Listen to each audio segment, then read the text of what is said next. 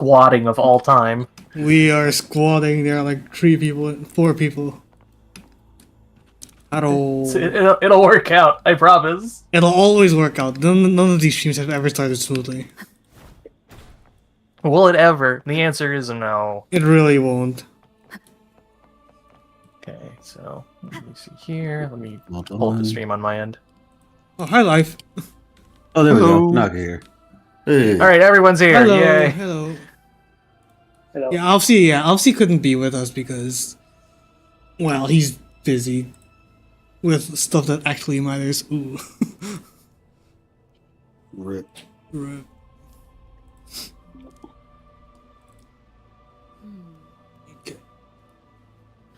Okay, shit, how do we start?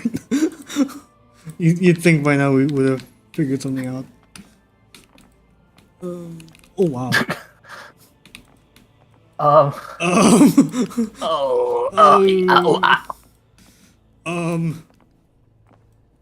Yeah, okay, let's just land the rover now. Oh, I'm What? really loud. Hold on. Hello, everyone. There we go. In the fucking meme cat. Hello, can- Adrian. We can do a Hello, low question to start then. Yeah, okay, let's just bring up this list of questions that you've so graciously given us. You're really on a writing spree. Yeah, this guy has been doing nothing but writing recently. So, okay, let's talk about 2.5. How did everyone like it? It's probably... Hello. Okay. It was. Go ahead. I wanna hear. Is good. Is very good. It's very... Yeah, it's good. It's good. I revived a fan fiction account because it was that good. Okay, I've been meaning to ask, what does that actually mean? What do you... I've seen you write stuff, but... Yeah, legitimately, it's just writing. It's just for fun, like alternate scenarios or extensions or headcanon stuff. It's like I actually managed to revive that part of my life. So I was like, wow, that's really strong patch. I'm impressed. 2.5 has revived this guy's... Yes, desire to revive my dark hobby from ages ago. You are now an archive No. of our... You have returned to archive of our own. Exactly. It's terrifying. And the question was, what is something you really like / dislike about the patch so far? Yeah, I'm looking at the... Yeah. Well, let's start with... Like, I'm pretty sure, like, what we've liked about the patch has been, like, discussed to death at this point. Like, on social media, but I'm sure we can rehash it now. Yeah, the existence of this quest has, like, has dropped every single quest score by 2 or 3. It was that good. I think Encore can keep her number personally. Okay, yeah. She actually can keep it. She can keep it. Okay, controversial opinion. I think Anchor's quest was actually mid as fuck.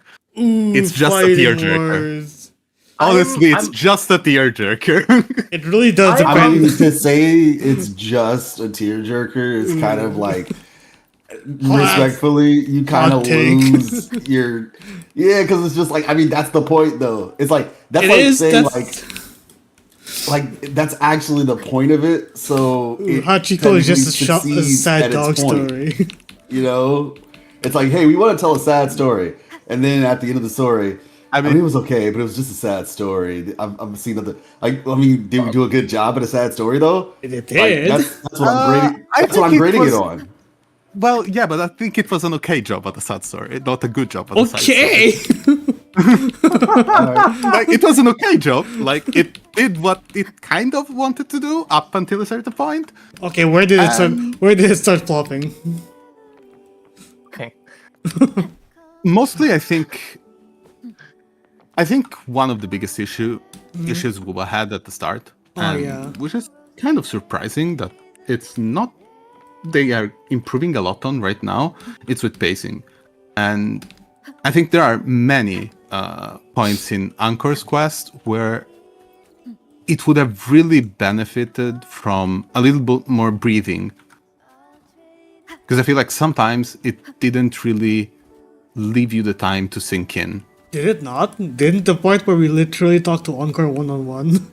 Like, Yeah, I was about to say, I don't I know. don't think, was that not I reading don't room? think that makes you. No, I don't think so. And the thing about it is too, I'm not like trying to like just shoot you down, but obviously, you know, if you have a point that I'm gonna You're free respond. to. You're free to have a different opinion. Yeah, I guess my thing is just like it was a companion quest, so like it doesn't have the same liberty of time that like a main quest would have. So I think like if I'm recalling correctly, it's like 2 hours. Or Yeah, it's something like 2 that. hours actually. Yeah. Yeah, like Okay, that's so- kind of standard. And like I said, yeah, like we had multiple opportunities, not even just opportunities, but just like throughout the majority of the story. When we went to find each individual, Token. you know, The token. yeah, piece, puzzle, token, yeah, like we got Encore's inner, you know, well, not inner monologue, but like, you know, she's thoughts. talking to us. She's explaining to us why she, you know, what her thoughts are on the situation, blah, blah, blah. Like, I thought they did a solid job of utilizing that time wisely, and filling it in with like, you know, I mean, to be honest with you, Encore's companion quest was probably one of the best, not just for like, you know, the feels, but in terms of, It's just a good quest. Yeah. But like a lot of times quest. I'm people not saying say it's with bad. companion quests, a lot of times what people say with companion quests, like, oh man, I wish we could have learned more about the person though. Like I know we got to do like this little side quest thing or whatever, but I really wanted to know more about their past and you know how they got to where they are, what their motivations are, and they basically gave us that with Encore. And it was really, I thought, told pretty well considering the fact like they did kind of a mirror situation, right? Where it's just like There's the other girl. they used the other girl to show you Yeah. about Encore, and then toward the end, I mean, it was obvious if you were paying attention. Not trying to be rude, but it was relatively obvious. Oh. But toward the end, if you didn't get it, they were like, "Yeah, here you go." So Please. I don't know, man. I don't know. I think they did an all right job. I'm not saying it was perfect, but I mean, yeah, but Comparatively- like, all right is okay. I'm saying it's okay. I'm just saying it's not good. Comparatively, It's though. okay. so comparatively, where would you rank it then? Out of all the companion quests, If I want to go without putting my actual favorite one first, no, you no, should. You should. Really? You That's- should. personal. Cantarella's number one. That's I'm not. the I'm point just, of this No, it's comparison. pure personal. I'm just gonna put it out there. Cantarella's number one. No, it's not Cantarella's. My What? favorite is Changli's. But the best one is probably Cantarella's, and the second best one is Camellia's. I think easily. Oh yeah, Like, Camellia is really good. Yeah. it's And so- not even a contest. So where would Encore rank then? That's what I'm trying to figure out. Like, if you, is she in top 5 at least? Oh yeah, definitely. Oh yeah. Yeah. Okay. Let's look at the list again. So who is she? Who is she? Or who is like? Who is she it above? would probably be the fifth. Okay, so let me think about Cantarella, the various- Camellia, Chingy. Cantarella, That Camellia, means there's like one other Chingy. person. Is it Phrolova? I wouldn't call this a companion quest. Honestly, with the My red. bad. You're right. I'm tripping. I wouldn't call this a companion quest. Yeah. My bad. And Yeah, who would go well, above I said those three, and then I would. I'm a bit torn between Gian's. Oh, Because I Gian's feel really like good. Gian's is. I think Gian's is not super good, but it hits the emotional beats really well.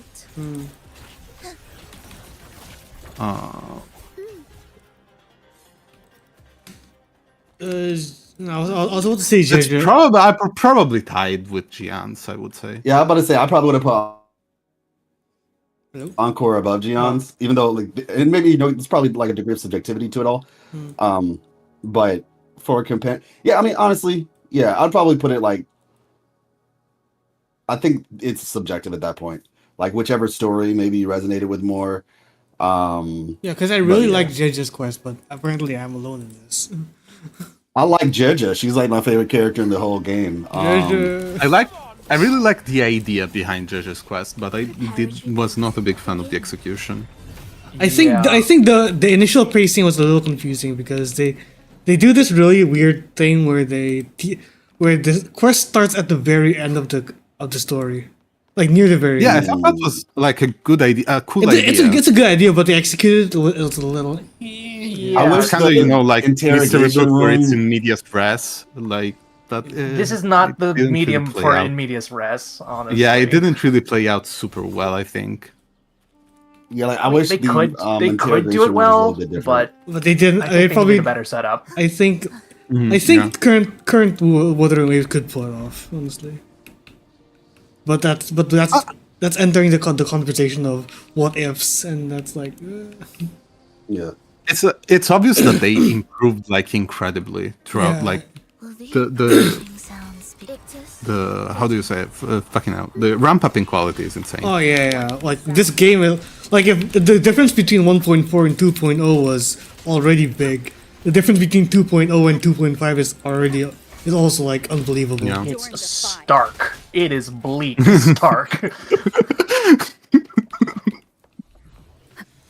Yeah, I was gonna answer the question.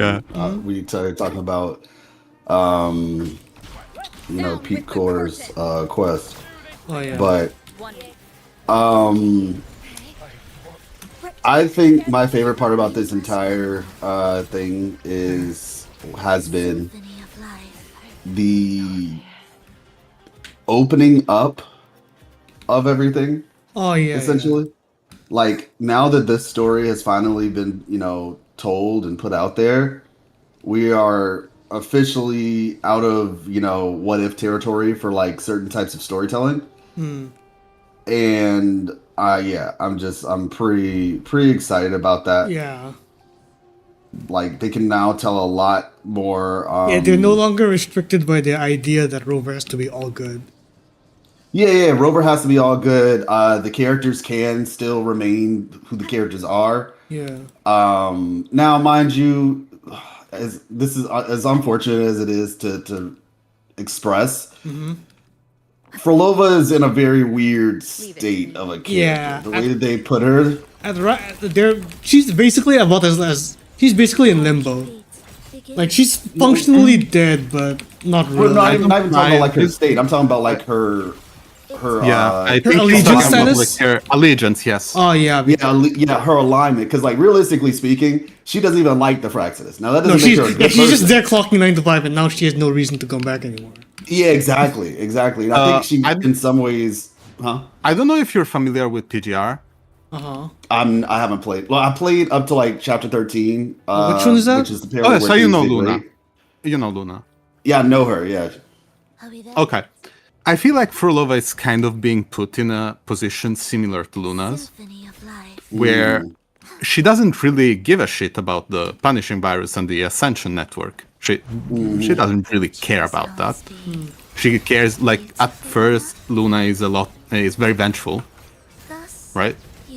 And she kind of finds out that with the commandant, the commandant, maybe, not every fucking human is a piece of shit from Kurono. So maybe there are some humans that aren't exactly worthless.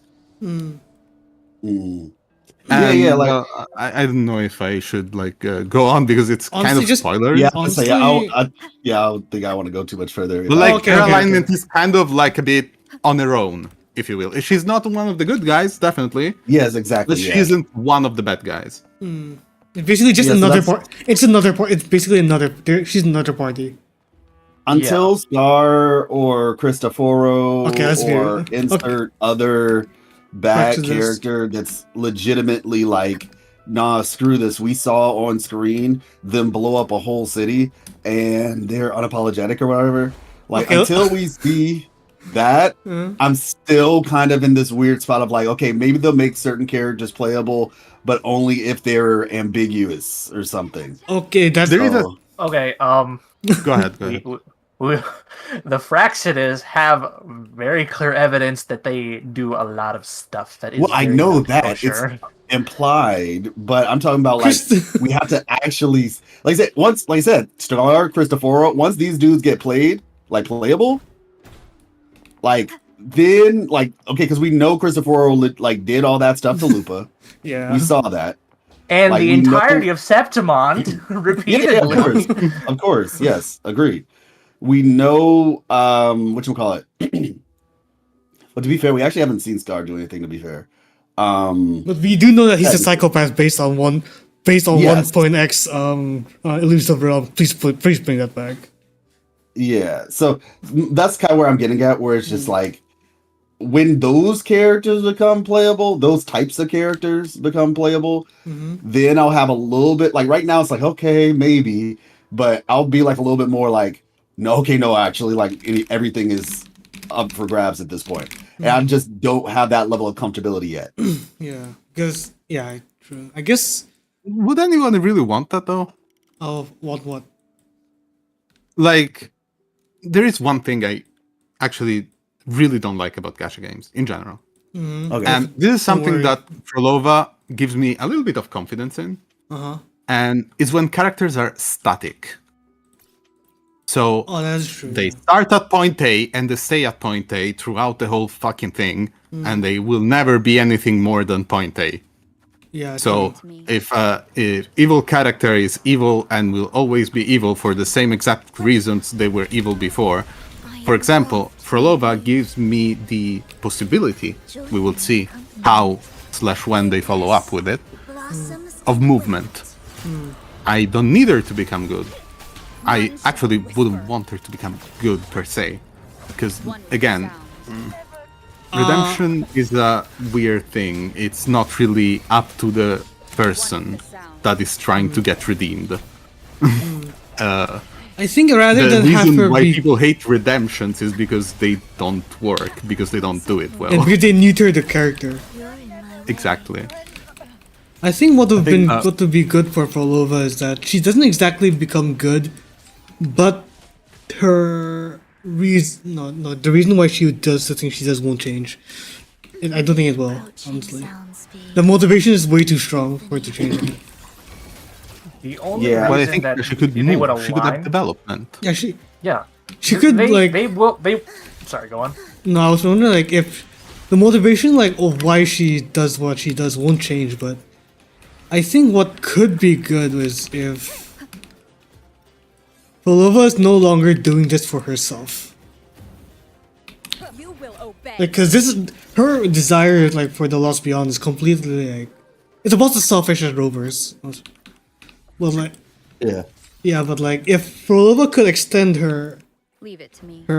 the reason why she does things to involve other people that she is found to be able to care for, then she's she's developed this new connection that she has never developed before ever since she started on her path.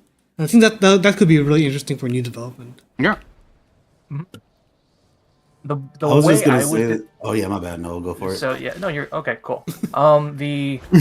The way I would describe it is from all the games that I've played, not just gacha games, like gaming in general. It's a lot You of play what other I've seen- games? What? What? Oh my gosh! NoLaifu actually has In a way. Waifu! So Laifu, life. what? Crazy. Oh my gosh! Think you're better than us, don't you? No, I'm arguably worse in many ways. Go ahead. The way the way I see it is that when a character is able to step beyond their Grand Blue Fantasy, for example, there's a lot of characters that are built around tropes and gags and gimmicks. And a lot of stuff is reflected in other games too. Like, of course, we have the super snooty scientist archetype, for example. Then as the story goes along, they grow past it, or they still have aspects of that, but you get clearly more details of it. That they're more than just the snooty scientists. They have an inferiority complex because of their family, who were brilliant scientists in their own right, who have accolades that outnumber their age by tenfold or something like that. And then not beyond just a chip in their shoulder, they'd have a deep understanding and respect for, I don't know, say, booze. They can't stop getting drunk because they like booze so much. And part of that loops back into the fact that they have this giant inferiority complex and they can't cope properly. And all of a sudden, you just have, a multifaceted aspect of characters. And when games do that, I think they excel extraordinarily well, and I think Wuwa in this case can do it. We just don't. They just aren't. None shall whisper. They have a chance to do so. The potential, man. Yeah, the payoff has yet to show up, basically. Exactly. Yeah, and we don't know when will they follow up with Phrolova either. It can be like a few months, a few years, like nobody knows, like what, like on anniversary or some kind of thing. Like when will that happen, and will they build up the process and something and things like that. Yeah. And the thing is though, if they do follow up on it, like regardless if it's like years or months, there's a chance it still pays off extremely well because they make it work. There's a funny thing that's happened to me recently when I was playing Grand Blue. I didn't pick up I've had this character for, let's say, 2.5 years. Their story was static as all get out. They left them in ice cancer limbo for 5 years total. But they brought it. It's a long story. I'm not going to regale you with that. But when they pulled that character out of that limbo, they pulled it off so well that made an extremely clear, like, not a bookend, but like they have just turned the chapter. I think that's the best way to put for ancient Izmir. I have no idea what that is.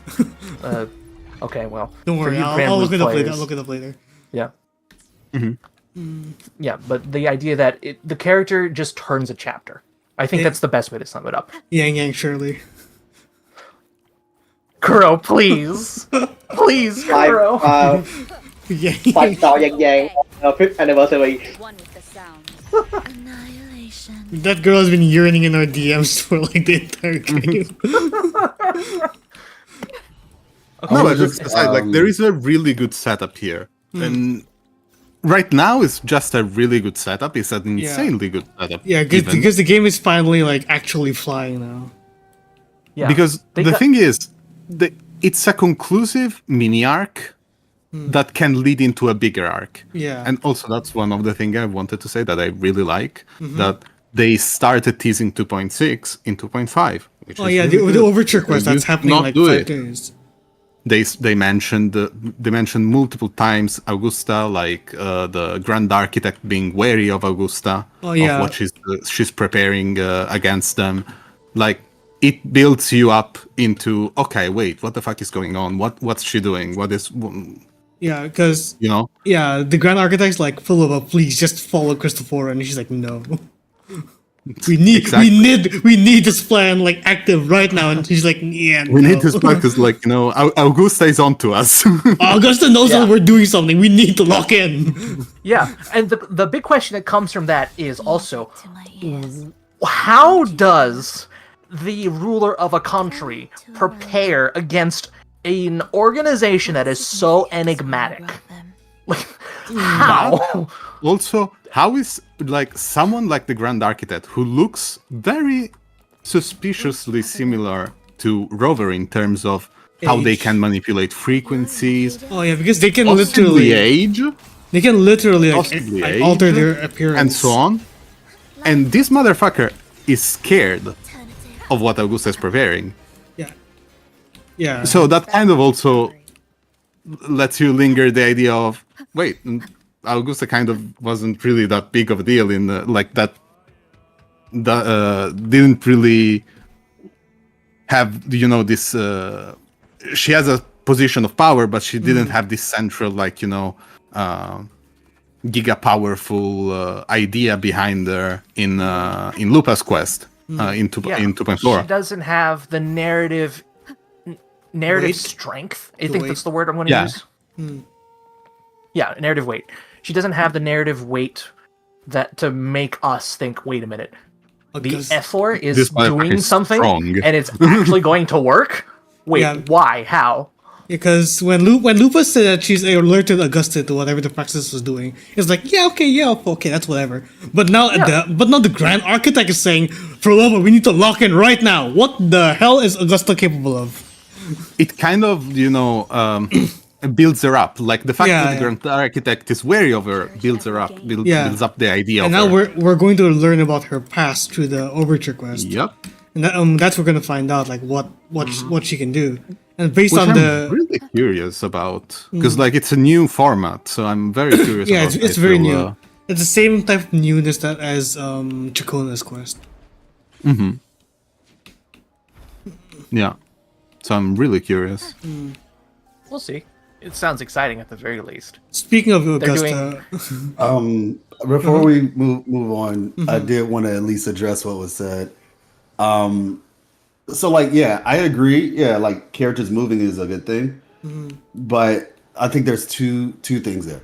One that if you also don't want to have like something to where things feel like they're too monotonous. yeah, basically it's like predictable. You know, yeah. like where it keeps happening, like, oh yeah, well every time we get a bad guy, they're gonna have some sort of like, oh, they're not as bad anymore. Because there's a scale here. And so the scale is like, okay, you know, bad, good, right? And then there's in between. And if the character starts wherever they are, like let's just say they're bad is on the left, good is on the right, and they're like center left. So I'm talking about politics. And then they end up going center more close to the right, right? Like more close to good. They're not on good, but they're like closer to it now. They were like the center of bad. Now they're like closer to the middle. That becomes predictable and not as like, you know, it lowers your anticipation for future stories like that. Yeah, because so yeah. So basically, the thing is when we talk about movement, right? There also can be movement backwards toward the bad side. Like for example, you have a character like Scar, who's like chaotic, right? And it's just like, well, bro, I'm gonna be honest. Your motivations are a little bit like childish. It's like I know you want your vindication. I know you're mad, but like, bro, just like let it go. You could have a character that is petty and that becomes actually evil. Yeah, that's what I'm. Yeah, like he basically is just like, you know what? Actually, now I'm even more resolved. Or I used to be doing this because of my goals, but I'm doing this to spite you. It's yeah, something like that. So that's all I'm saying is just that let's not forget that that's a possibility. Yeah. We can still have movement without them Neutering. being more good or Declawed. more It doesn't need to Declawed. go only into one direction. Yeah. Yeah, exactly. Yeah, that's all I'm saying. Yeah, absolutely. So yeah, if we can get some movement, but in that direction, and like to be fair, it's not like I want that to happen, but the way I look at characters, I look at it. It's funny. I sound like Christopher, but I legit the drama. I look at characters like a play, and I legitimately look at characters in a game like, okay, you did a really good job for your role. That's usually how I I told you about the companion That's quest. basically It's how like, it is. Yeah. you're like, okay, what were they trying to go for? How well did they execute? And so when I see a character, my question is, okay, what type of character is this? How well did they execute? Regardless of whether they're a good guy, a bad guy, or whatever. Yeah. It's just how well did they execute on this concept? Yeah. And that's how I grade it. So yeah. Oh no, I get it. Like I love Cristoforo. Like I really like Cristoforo. I want this guy to like. I want this guy to be like even more deranged, like next scene. I want a good reason to suplex him, basically. Don't we already have one? I meant more reasons. Look. When I showed my wife the Cristoforo trailer with the book because she hadn't seen it. It was like a month later, and as soon as I put play, like turned on play, she punched the air toward the screen.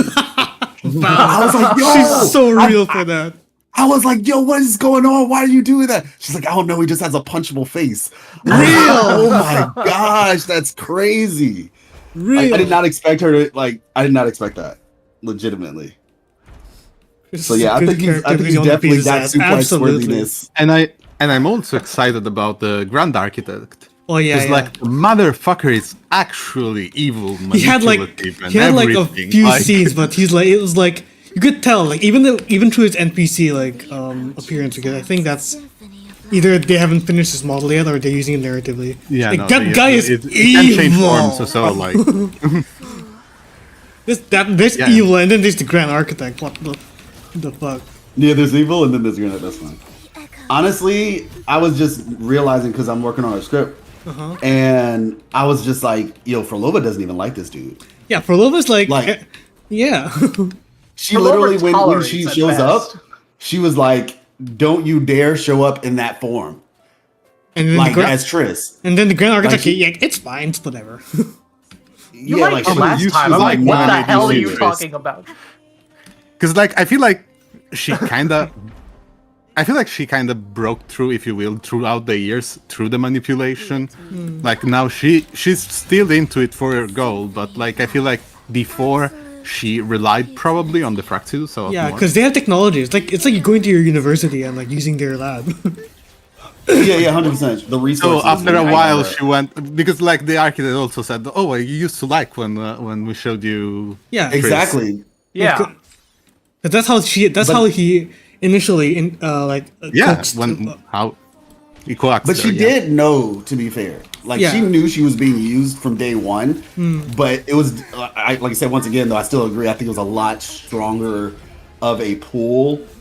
But you know, I mean, as it happens, right? Kind of like the same thing Rover was warning us about. Like, yeah, the closer they get to their goals, the less likely, the more fragile the alliance becomes. Yeah, She was likely a lot more desperate as well. Yeah. Like the Because state Rover Phrolova was in when was very when Grand bad. Architect, yeah, when the Grand Architect took advantage of it, like like if damn, you think it was perfect to take advantage of Phrolova. like in if you that- think in that about it, moment. if you think about it, the Grand Architect probably attended every single performance she played in, and waited until she was that vulnerable to like swoop in to take her. yeah, exactly. I mean, devoted watcher, right? Yeah. Yeah, Yeah, and like he might have been eavesdropping and listening in when Phrolova met Rover too, like hiding yeah, in the that background. is also a Oh, possibility. yeah, he was also yeah. there, wasn't he? Like no, Yeah, the devoted watcher was already yeah, there. they were both watching. I'm pretty sure he was. Yeah. Like, It's if- like an I'll optional take dial, his and he was eight one of lines. those that he doesn't get it. yeah, because he was. I think he wait. Let me find the story because I remember he had speaking roles in the Yeah, course. He spoke. He says something like, "Oh, there was this artist that used to make and then play so depressive. Songs so depressive that they had Wait, to y'all ban thought that was them." him? I'm checking. I'm gonna Kind check. of. God. Let's say that was just a random That's NPC. Phrolova. Yeah, I I'm thought- not sure. I think it was the devoted watcher. I mean, I could see it though. Like I could see it, but what do you say? I No. think the devoted watcher used a different model at the time. Okay, okay. Did they? So minor That checks segue. out, though. Minor segue. Mhm. This has introduced an aspect of This introduces an aspect of paranoia in people now. Hmm.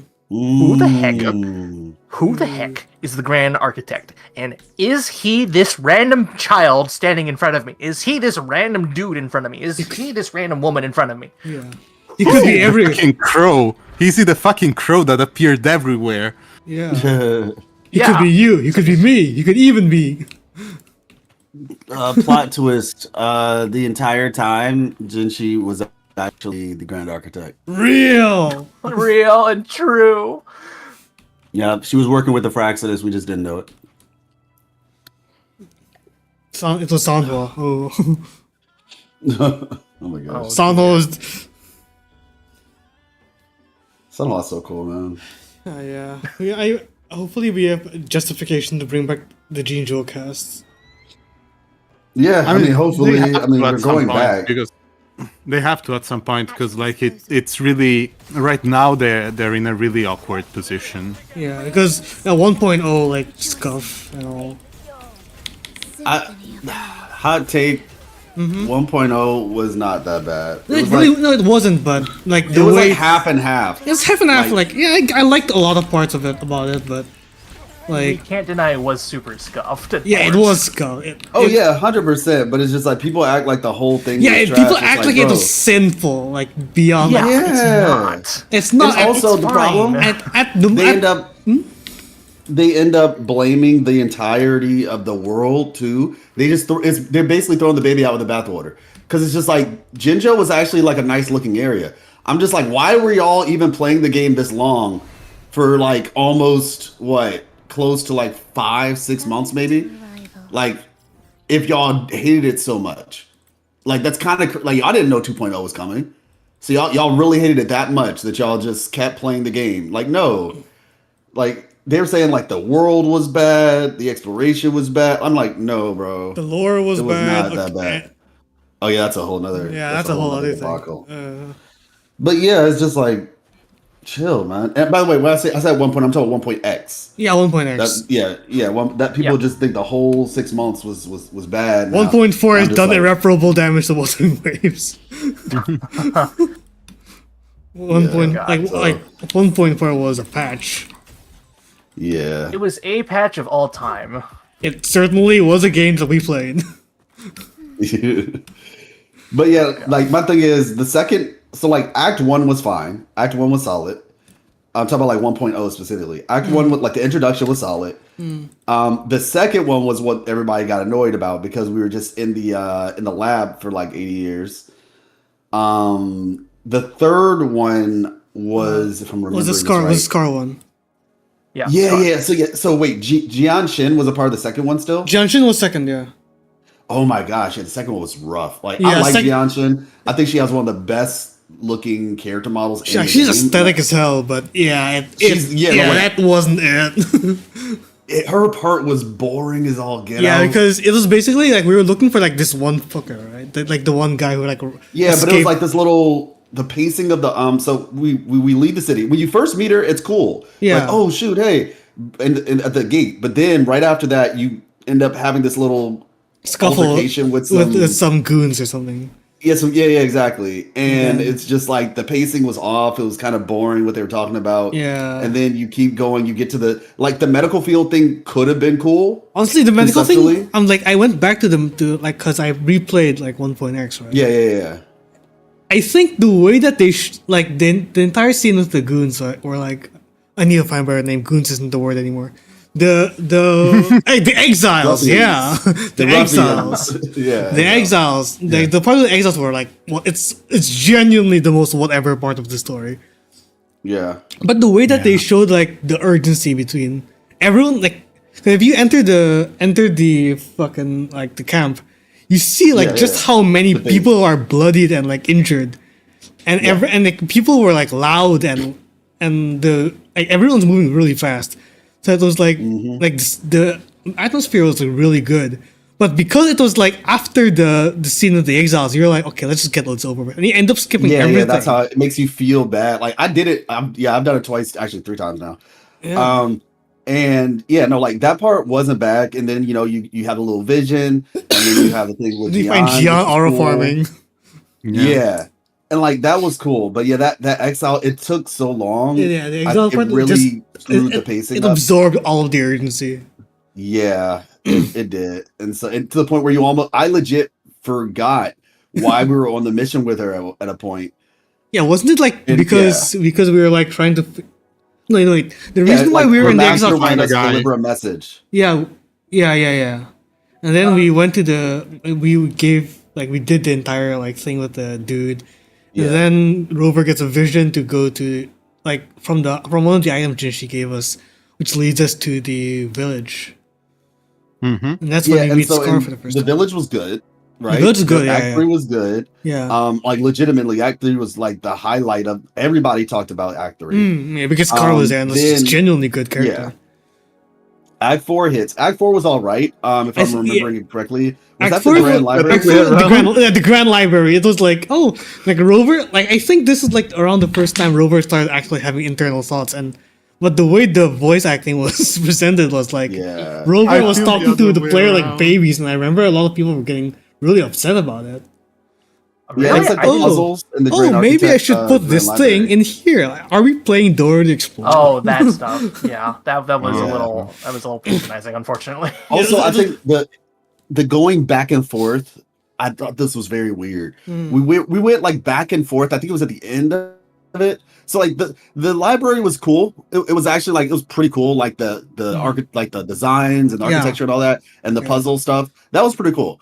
But then so when you get out, you go to the restaurant, but then you leave the restaurant and then go back the next day. And I was just like, Why yeah. do we do this? Oh no, I think it was a flashback because the scene at that point was showing how we anticipated Scar entering already before we entered the Grand Library, and Yeah, so maybe I'm thinking about something that's how we before, talked. Like that's how we met Jinshi for the first time, and how Yeah. she got into the how she followed up with us. Isn't that wait? But hold up. Oh, okay, yeah. Right? Yeah. Well, okay, so yeah, 4 was fine. I can't remember the part with the restaurant thing because I just remember going to a restaurant, then leaving, and then coming back the next day. On the, That I think might the, be the restaurant before that. Before that. The restaurant scene was like Okay. us figuring out that Jinshi actually needed us in the Grand Library because we were like fixing the compass, right? yeah, we were yeah, fixing the yeah. compass. So it was after Scar before. Yeah, the- after okay, Scar got it. before the Grand Yeah. Library. Yeah. I think that took. Yeah. I think that was a little bit too long at the beginning of 4. Yeah. But then after that, You met Encore the and Alta. no, Encore so- Alta, and then it was Act 5, and then Act 6, and then Yeah, so like realistically speaking, I would say Act 2 just we talk about irreparable damage. yeah. Act 2 was really one of the weakest acts. Like I said, Yeah. 3 was good, 4 was solid, Yeah. 5 was Alto and Encore, which was fine. And And part then 6 was the war. yeah. Legitimately, it was just now, mind you, there were some parts of 4 I think that could have been better, or not even just could like some parts of 4 for sure. Yeah. But 3 overall was good. Intro was fine. Mm. Yeah, like 4 was had some downs. 5, I think Encore and Alto was a very strong act. Of course, Savante, all that, and then like obviously the war was fun. Most people like the war. Yeah. So yeah, that- honestly, 2 was just sheesh. 2 all- did what the beginning of Jianshin's quest did to Jianshin. Johnson slander. I think two was more interesting than Janshin's part, honestly. 2 Because- is Jianshin's part. 2 is Johnson's No, part. I mean I meant the lab section of 2, not the Oh well, Oh, yeah, from yeah. a lore perspective, but for everybody else, it was Oh yeah, stuff. like, They were just like, yeah, because it's important to I like it a lot because it sets a baseline for what we can expect of like Rover. Well, Yeah. to be fair, I'm interested in understanding how Rover works out, so I suppose it's more interesting to me inherently. But just the baseline of how their body is functioning, what the heck's inside them, and it sets up Abby's like appearance a little bit nicely, in the sense that there's something inside you. Yeah, because like at this point, like the only reason why Rover was like actually curious about the frequencies was because Abby was like not shutting up, and he was like, "What the you know hell what is would have happening?" been better?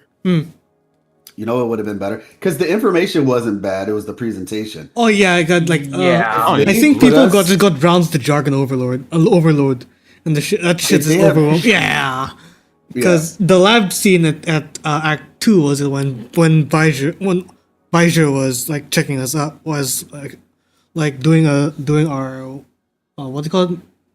Medical, yeah, or physical, yeah. And then she was like throwing out all these terms: tacit discord, reverberations, forte. You know and what then, would have been cool? If they had put us in a Sonoro from And the then- start, yeah, and the whole thing was like a big tutorial. yeah, where that would have been you're amazing. You're Yeah. learning to fight, but while you're fighting, they're explaining to you from the outside, like to your intercom or whatever. They're explaining all this stuff to you, like, Yeah. oh yeah, this is your enemy. These are tacit discords, and these things create reverberations, and here's an echo, and like just they're intertwining it with the tutorial would have actually been yeah. so dope. Like, cause in like the prologue, like Yang Yang and Chijia was already talking about, oh wow, we can use your forte, and then Rover's a baby at this point. He doesn't know what a forte is. So like Pengu when terminals and Pangu terminal, forte, tacit Yeah. discords, what the hell? Tacit field? Can you No, eat what the hell is those? that? Yeah, so like can we lock in already? Like when Baiju was doing our physical, it's like she could have been the one explaining to us, okay, that is a tacit discord. What your powers are coming from, that's called a forte, and then that would have would have And eased the up the things that Yang terminology. Yang said would have made the things that she did say feel more important. Yeah, like 'cause- the amount of people who still don't know that there are like 7 cities, right? Like there's so many, and that was one of the first bits of information we got. Like one in Huanglong specifically. Yeah, like and there's other Like signals. you have a tacit mark. You must be a resonator. Like what? Like that's It's the just first like- thing. saying less would have been more impactful for her. Yeah. Well, In general, I think saying less, like what they, I think, were struggling a lot with 1.1. It's probably due to the rewrites and everything. oh yeah, the rewrite, yeah. Like the rewrite like, took 6 months, right?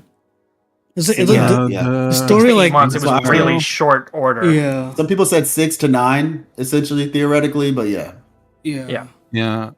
Because you But need like to the thing, you need to factor in the writing the story and then animating all of it, and then yeah.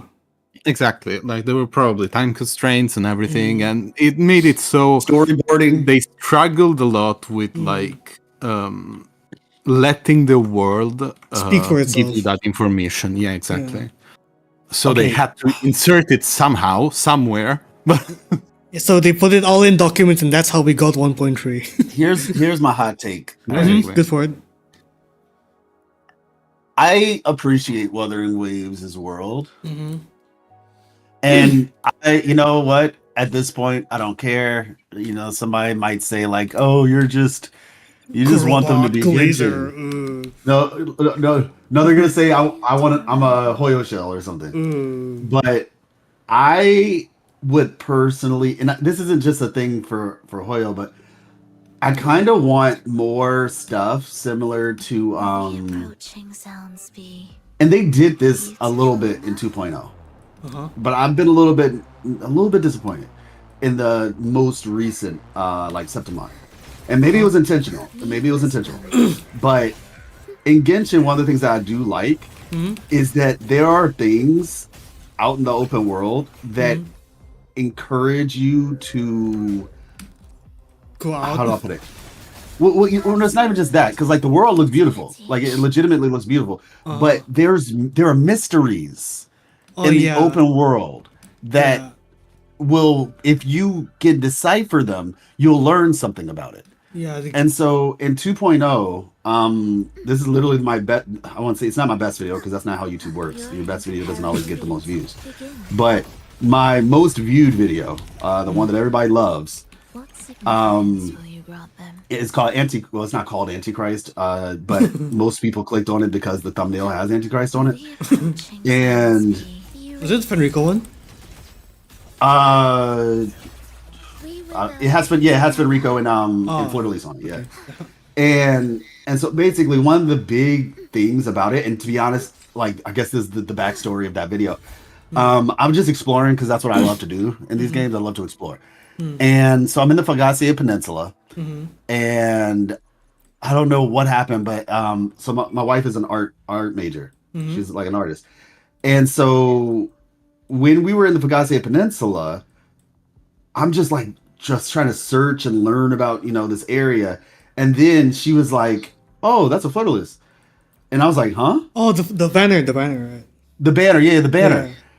Because I didn't know that. I didn't know that's what that was called. I've seen it before, but I didn't know that's what the proper name for it was. Yeah, And she was like, yeah, that's what that is. I was like, wait, are you serious? And then at that moment, because I remember at the time in the Discord, all y'all were talking about like, oh, it's like, like blood or something coming from the Thernodian or something like that, or the Sentinel at that time. It was like blood is, coming from it, or like some trees, roots, like what does this mean? And when she told me that was a Flutterless, I immediately was like, wait a second. It just blew my mind.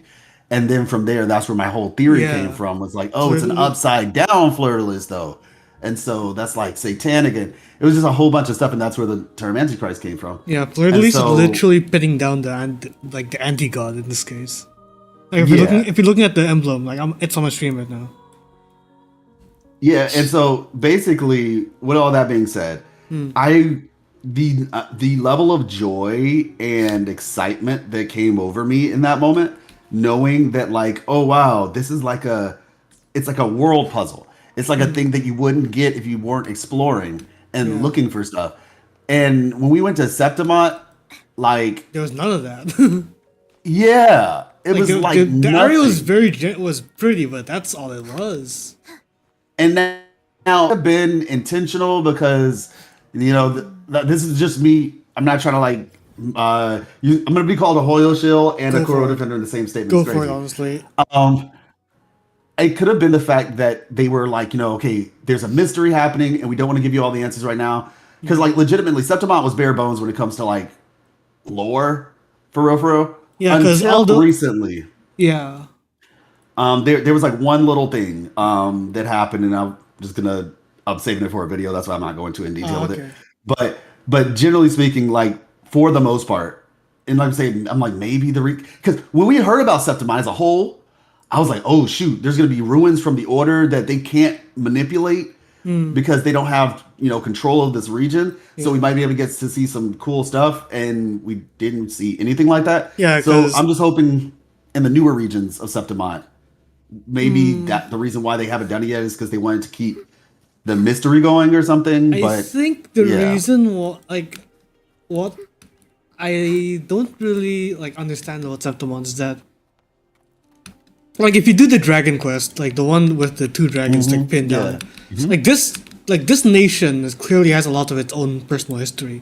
Like there was a Black Shores architects Observatory. A building, the tower Observatory. Yeah. The observatory. Yeah, it's clearly here. So like Septimont clearly has its own thing going on, but it's just not like that's all it is. Like we just know that Black Shores was involved here, and that's it.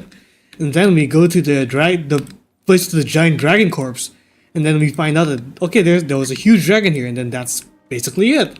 Like it's a lot of leads that don't really go anywhere. Like yeah, cool. We know, like that's cool. We know that like there's an Eye of Asteria, an Eye of whatever the hell it's called in here. It was like Ananke or something. Ananke, yeah, Ananke. The Eye of Ananke, yeah. Yeah, and it's like okay, that's cool, but yeah. I'm surprised I was even able to remember that. Yeah. I don't think I completely agree with this. Okay, go for it. The thing is, it's kind of twofold.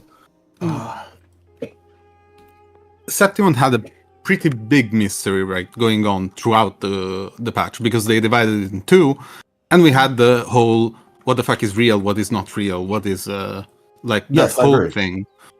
So probably they didn't while throughout the Renashita arc, the mystery was where is Fleur-de-Lis, what is Fleur-de-Lis, and so on and so forth.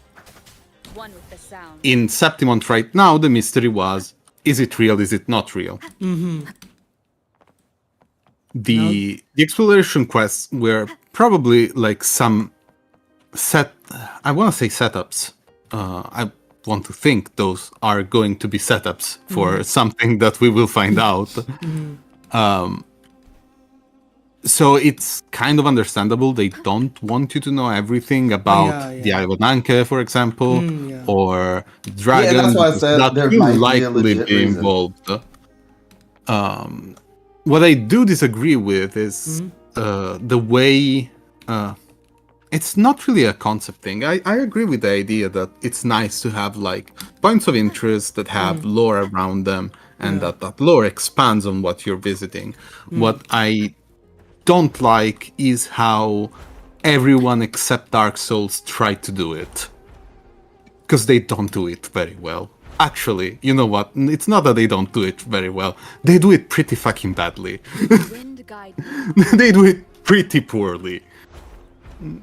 Dark Souls manages to do that because the way it gives you the items that you need, it gives you every hint that you need. Every lead up, every point of interest are kind of placed and hinted at in ways that will have you kind of naturally want to go there and explore. Oh yeah. Which is something that everyone else that tries to do that really misses. So it's let's put these trees in this position, but that doesn't really work. Not on its own. You can't just put a piece of lore in a cave that is completely unrelated to what I'm looking for. Yeah. The place needs to have its own gravity. Exactly. You have to lead me there. So, for example, you can have a boss material that tells me that there was something in this cave or in a cave that is in this area, and so on and so forth. And then I will go check and so on. And then be led into this this lore discovery and whatever, which is something that these games keep failing to do. And I rather appreciate when they, at that point, don't do it. Like, you know, if you're gonna do it well. If you're not gonna do it well, just like don't. Because I'm gonna bring back like the 2 point, the oak, the court of the what the hell is it called? The Quarters of Ante? no, the Fagisay Peninsula, the The Oak High Court. Oh, yeah. High Court. Yeah, High what Court, that yeah. that place did not have a quest tied to it, right? Like you had It to. did? Not, It did no. it had a that, quest. It was the Shorts of Not Last Breath. officially.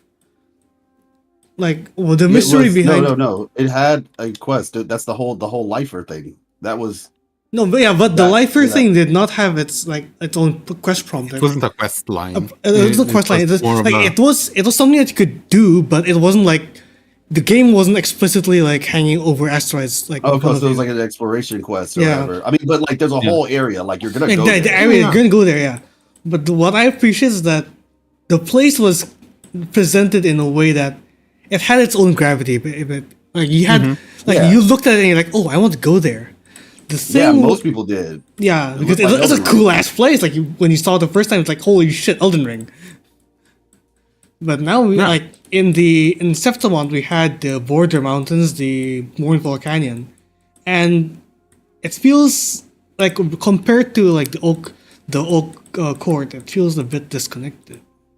Like there was a quest line behind it, like about like there was this like scholar like next to the dragon like studying it, and it's like, yeah, that's cool.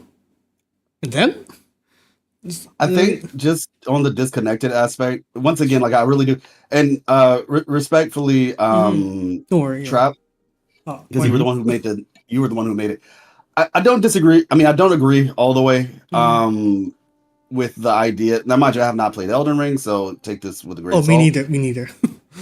But I played Elden Ring, but just not enough. Like, especially not with the lore. Like, I played a little bit.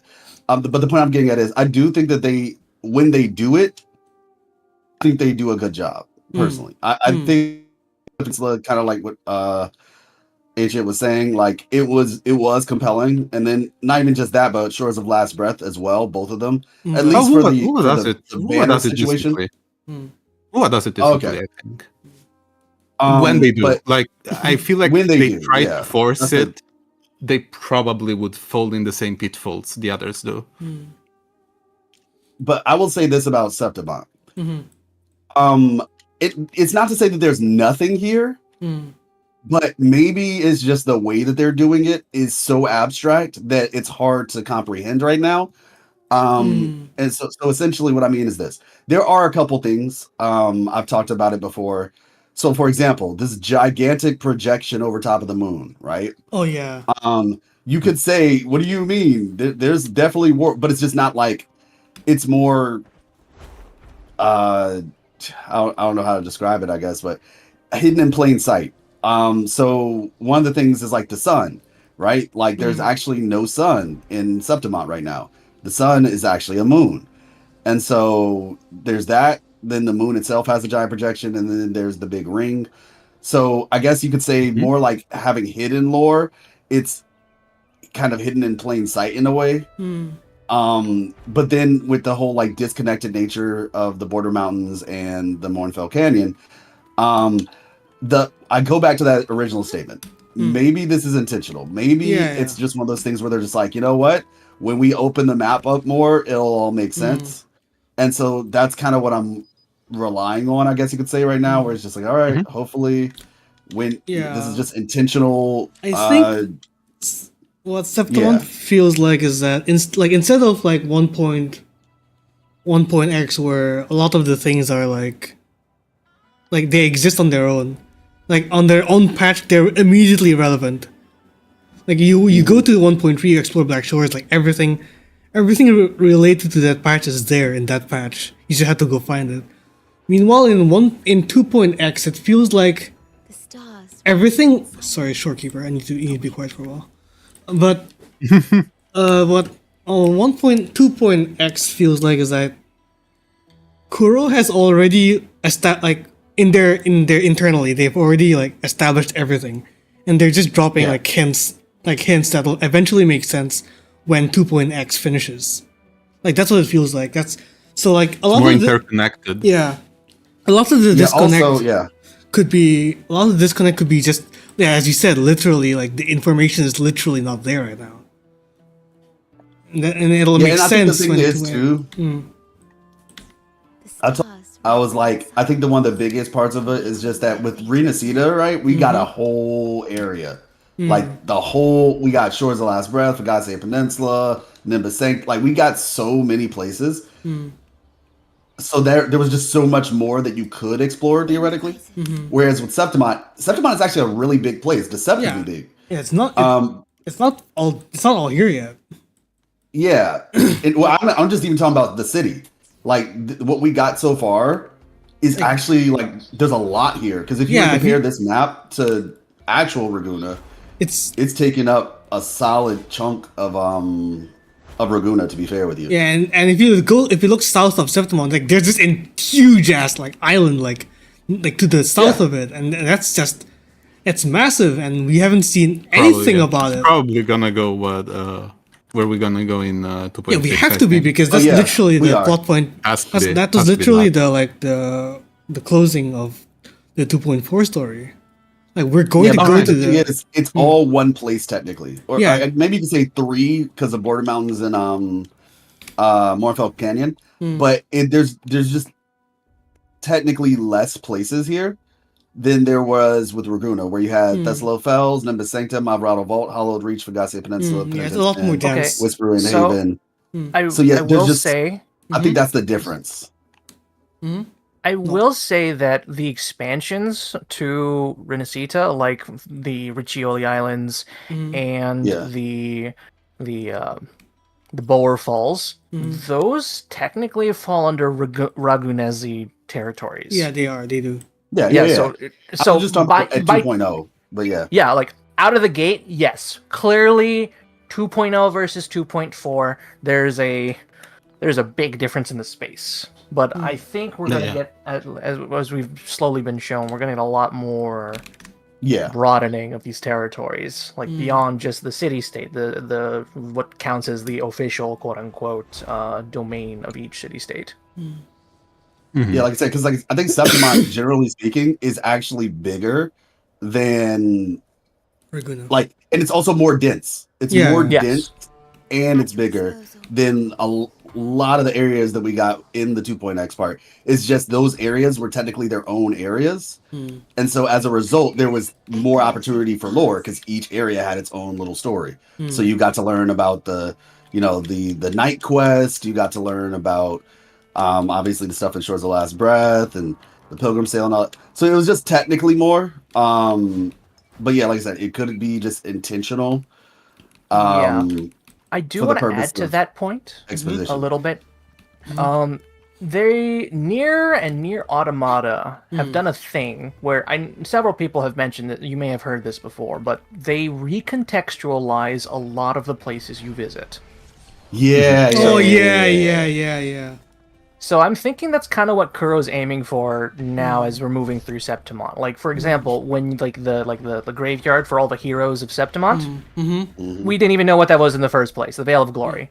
Like, what is that? Oh, it's just some random pretty place. Oh wait, no, this is basically a mini shrine for all the heroes of Septimont that they recognize. And then oh wait a minute, that's where Imperator put his PC.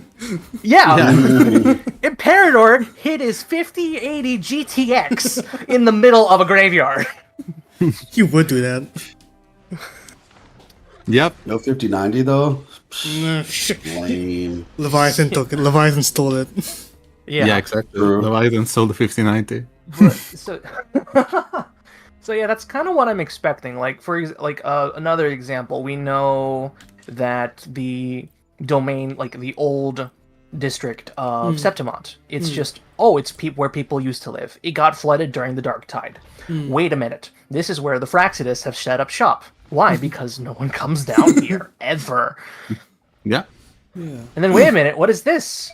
This is where Leviathan basically shoved the incubator pod. and the incubator pod. Yeah, Leviathan was basically living there for like a good for a good while. Yeah. and interestingly enough, this is kind of where we get it's slightly recontextualized too when we introduce 2.5. They can incubate people. It sort of makes sense that they can incubate echoes. Yeah. Like it's not a direct comparison, but like wait a minute, If they can, there's if they can like a few incubate through frequencies, like there's nothing stopping them Kind of from follows. chucking a human in there. Yeah. yeah. So it's just one of those things where like you're right, there isn't technically much here. And a lot of the lore comes from like the Wuthering geographics, or like, oh, this is just this fancy place. People come here to eat, I don't know, sushi twice a week. I don't know. But on the solstice. Yeah. Real. Twice. But it sort of is that sense of like, there's just we get a lot of layers that we didn't expect there to be in the first place. So I'm wondering if that is the goal at this point. I agree. I've been thinking something similar. I also feel like probably I feel it a little bit less because, like, due to the inspiration of Septimont, for me it's a little bit easier find connections to like things I know and then like kind of draw a line and maybe that's actually what it is and so on and so forth. Yeah, and I think that It's also like has to with do the whole Yeah. with the whole how I Augusta, enjoy with lore, the- I guess, because like I just really like the thing about open world games for me that with lore, I want it to be in the open world. Yeah, that's what Like, it is. I want to explore and find it, and like I said, the projection moon, that's a thing. The sun being a moon and not an actual sun, Yeah. that's also a thing. And like I said, the amount of people who did not realize it because it was just kind of hidden in plain sight, even though they kept showing it to us multiple times throughout the story. Like if you're actually looking at the scene, it's just like, yeah, at the end with Lupa, like when she's planting Mia's sword, the sun, quote unquote, is in our face the entire time. And yeah, like once you kind of piece that together, it's just like, oh shoot, this is crazy. But yeah, like I said, I guess maybe it not being as much of a puzzle is what I was hoping for. But like I said, that's just me. And it's not to say that they didn't give us anything; they did. But it's I believe that things will get expanded on. I think It definitely will. It definitely will. Yeah. Based on habits, based on Crow's habits right now, I think that's definitely where it's going. But yeah, I you made a do good want- point, Noel. I do You made find a it good point with the interesting. recontextualization. Oh yeah, thank you. Yeah, but I wouldn't have thought of it until you mentioned it. So it goes both ways. So thank you for bringing it up. Question to you all: what do you think about Renacita's story and goal? Answer, sir. Renacita's end goal. Okay, who wants to answer first? Can you elaborate what you mean with angle? There's a like I'm probably like what's the like once we finish with Renacita, like what would To we have open up achieved? Soul 3. That's the end goal is to contextualize the game. I think that's the entire purpose of Renacita. It's to contextualize the future of the game. So no more questions. We no more just questions, get like- the thing. Yeah, we finally know like because Renacita is a lot of like so like in one like this quest we find out that Rover might not actually next two story prior to Renacita's end. Yeah, okay, yeah. Like if I'm gonna answer this, I think by the end of Renacita we would have figured out what the hell did past Rover put present Rover in here for. Like we know it was to save the world, but sure, but they definitely are looking like past Rover definitely wants present Rover to do something. That's why we're doing this goose chase with Shorekeeper giving us Rover's frequencies to go to Renacita, and then we go to Imperator's gaming PC and we find out we have to go to the hunting grounds, and then like it's a lot of that, and in the middle of that we find out how hard it is to kill one Trinodian. Like we've done all this shit and we are not anywhere near closer to killing Leviathan than we have been like all these years ago. So what by the Misdirection. by the time we finish Renacita, I think we now know the scale of the threat that we're dealing with, what Rover's doing in all of this, and how is Rover, like our Rover, not past Rover, because past Rover is honestly kind of a dick, honestly. Like what present Rover, Yep. like how is present Rover going to solve this problem that past Rover has suggested, but clearly that didn't work. That's all. I think that's how we're gonna end 2.x. I think. I don't think we'll get that far, but I think you're spot on the fact that I think the idea is kind of to contextualize the threat of the lament and Trinodians and so Yeah, on. because when Shorekeeper that is said for sure. when Shorekeeper said was explaining about the lament and putting Rover in the Genjutsu, we're like, okay, yeah, that's the lament. And Honestly, like the I Gracious feel thing. like they're basically doing what 1.0 didn't. But a lot yes, of that's ways. basically what it is. What 1.0 should have Yeah. been doing, 2.0 is now doing. Contextualizing, and I think that's partly. Well, to be fair, once again, I've said this many times. I heard this information. I'm not saying that I know, but I'm just giving you all the information that I was given. I heard from someone who's, let's just call them knowledgeable. Sure, Let's call them that. sure. That 2.0 was supposed to be 1.2. Before the rewrite, we were actually supposed to go to Renacita in 1.2. It was supposed to be 1.x was literally supposed to be the whole. So we finish Mount Permanent and we instantly book it to Renacita. Well, no, you would have gone to Black Shores too. Yeah, But probably we would have gotten everything in 1.0 at that point. 1.1 would have been the festival with Sheng Liao. To get some more lore, juicy lore bits, whatever. Probably like the festival or like Somnium Labyrinth. I don't know. I'm not sure exactly how it was supposed to work with all that, but my point is that was the idea, and then Renacita was going to be 1.2 because when you think about it, like it's kind of doing the job of an introduction to the story.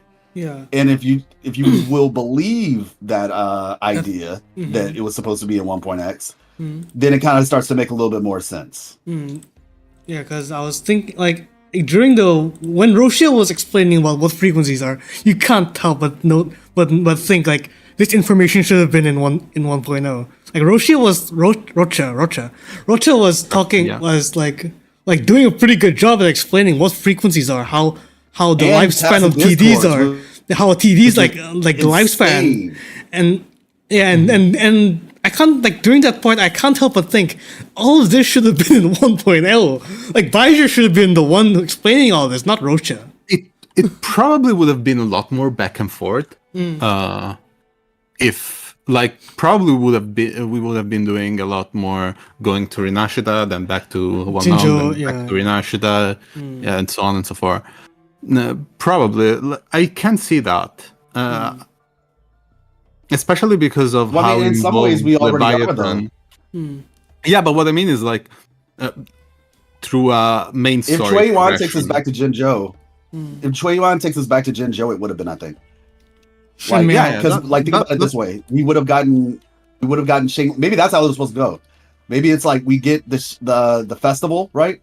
Maybe the festival still would have happened, but it would have happened later. And then we also would have gone back again for this whole Chui Yuan. I think I see. If we're going to subscribe to the idea that 1.1, 1.2 is supposed to be in Sita, and we finished the story there, and then at 1.4, we bring Brand back to the full troop, and because remember the Sanhwa quest, the Sanhwa skin quest was the thing. And that's when Brand was going to the Rinsita cast was going to go back to Jinzhou, and then it'll be a lot back and forth though. I think the pacing is going to be a bit off there. Yeah, but because I'm not saying it was going to end. Rinsita would have taken a whole year still. Yeah, true. But I'm just saying that it would have just started a lot sooner, and from a understanding the game perspective, it would have made more sense. Where it's just like, oh yeah, obviously this is year 1. People call this year 2, and it's like it's 2.0, but it's not year 2. The game's only been out for a year, and people I've had people say that before, and then I'm like, you realize the game's only been out a year, right?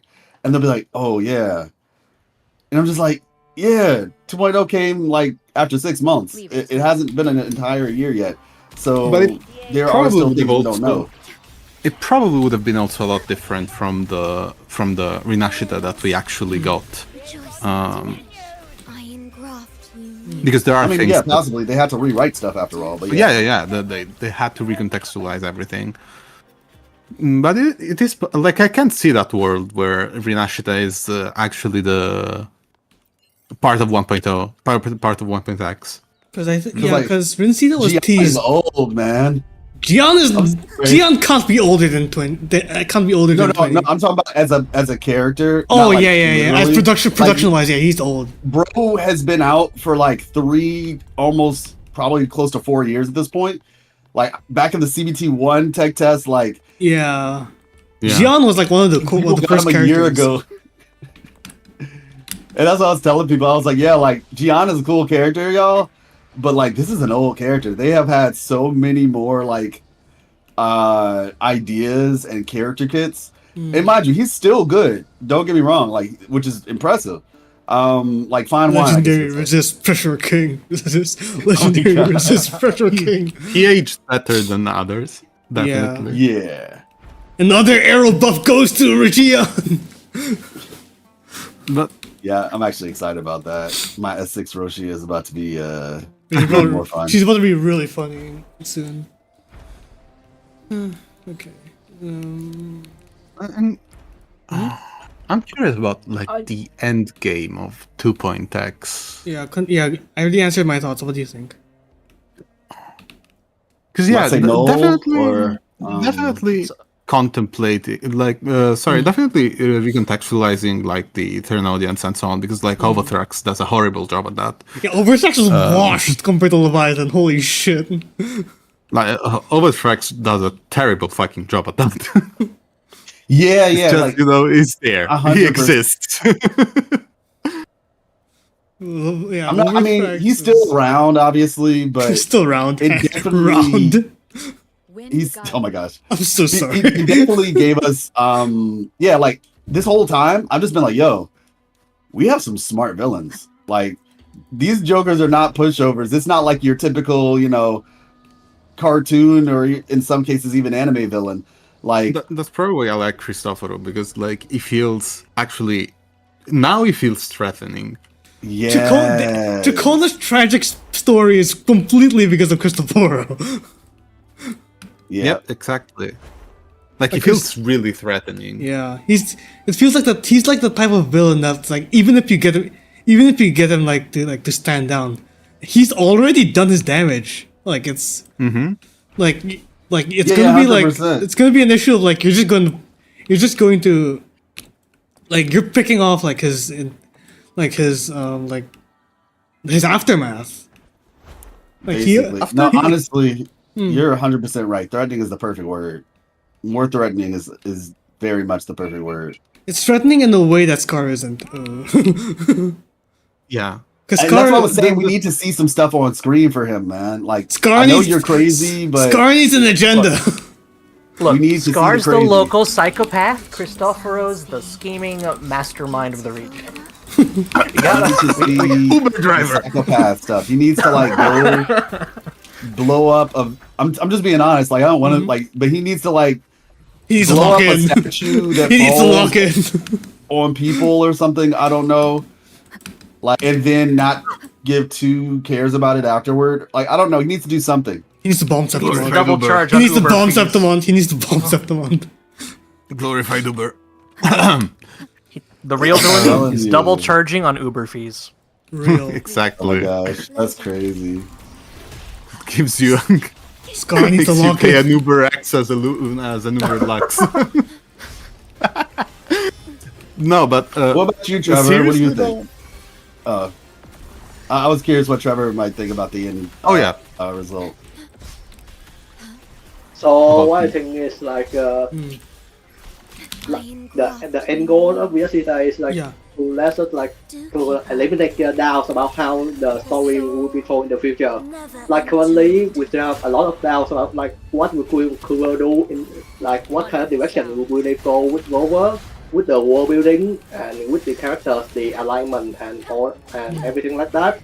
And I think that the entire Vidasita arcs and go as a whole is like to dispel those doubts, and then we can move forward to the next act, and like move forward in the larger narrative, with less doubts about how Kuro would handle things like the direction of Rover characterization and how they treat the different characters. Like, are they static, or will we have more like progressive characters like Tidia or Phrolova that have a longer screen time than just one patch and like static, like what Trav mentioned before.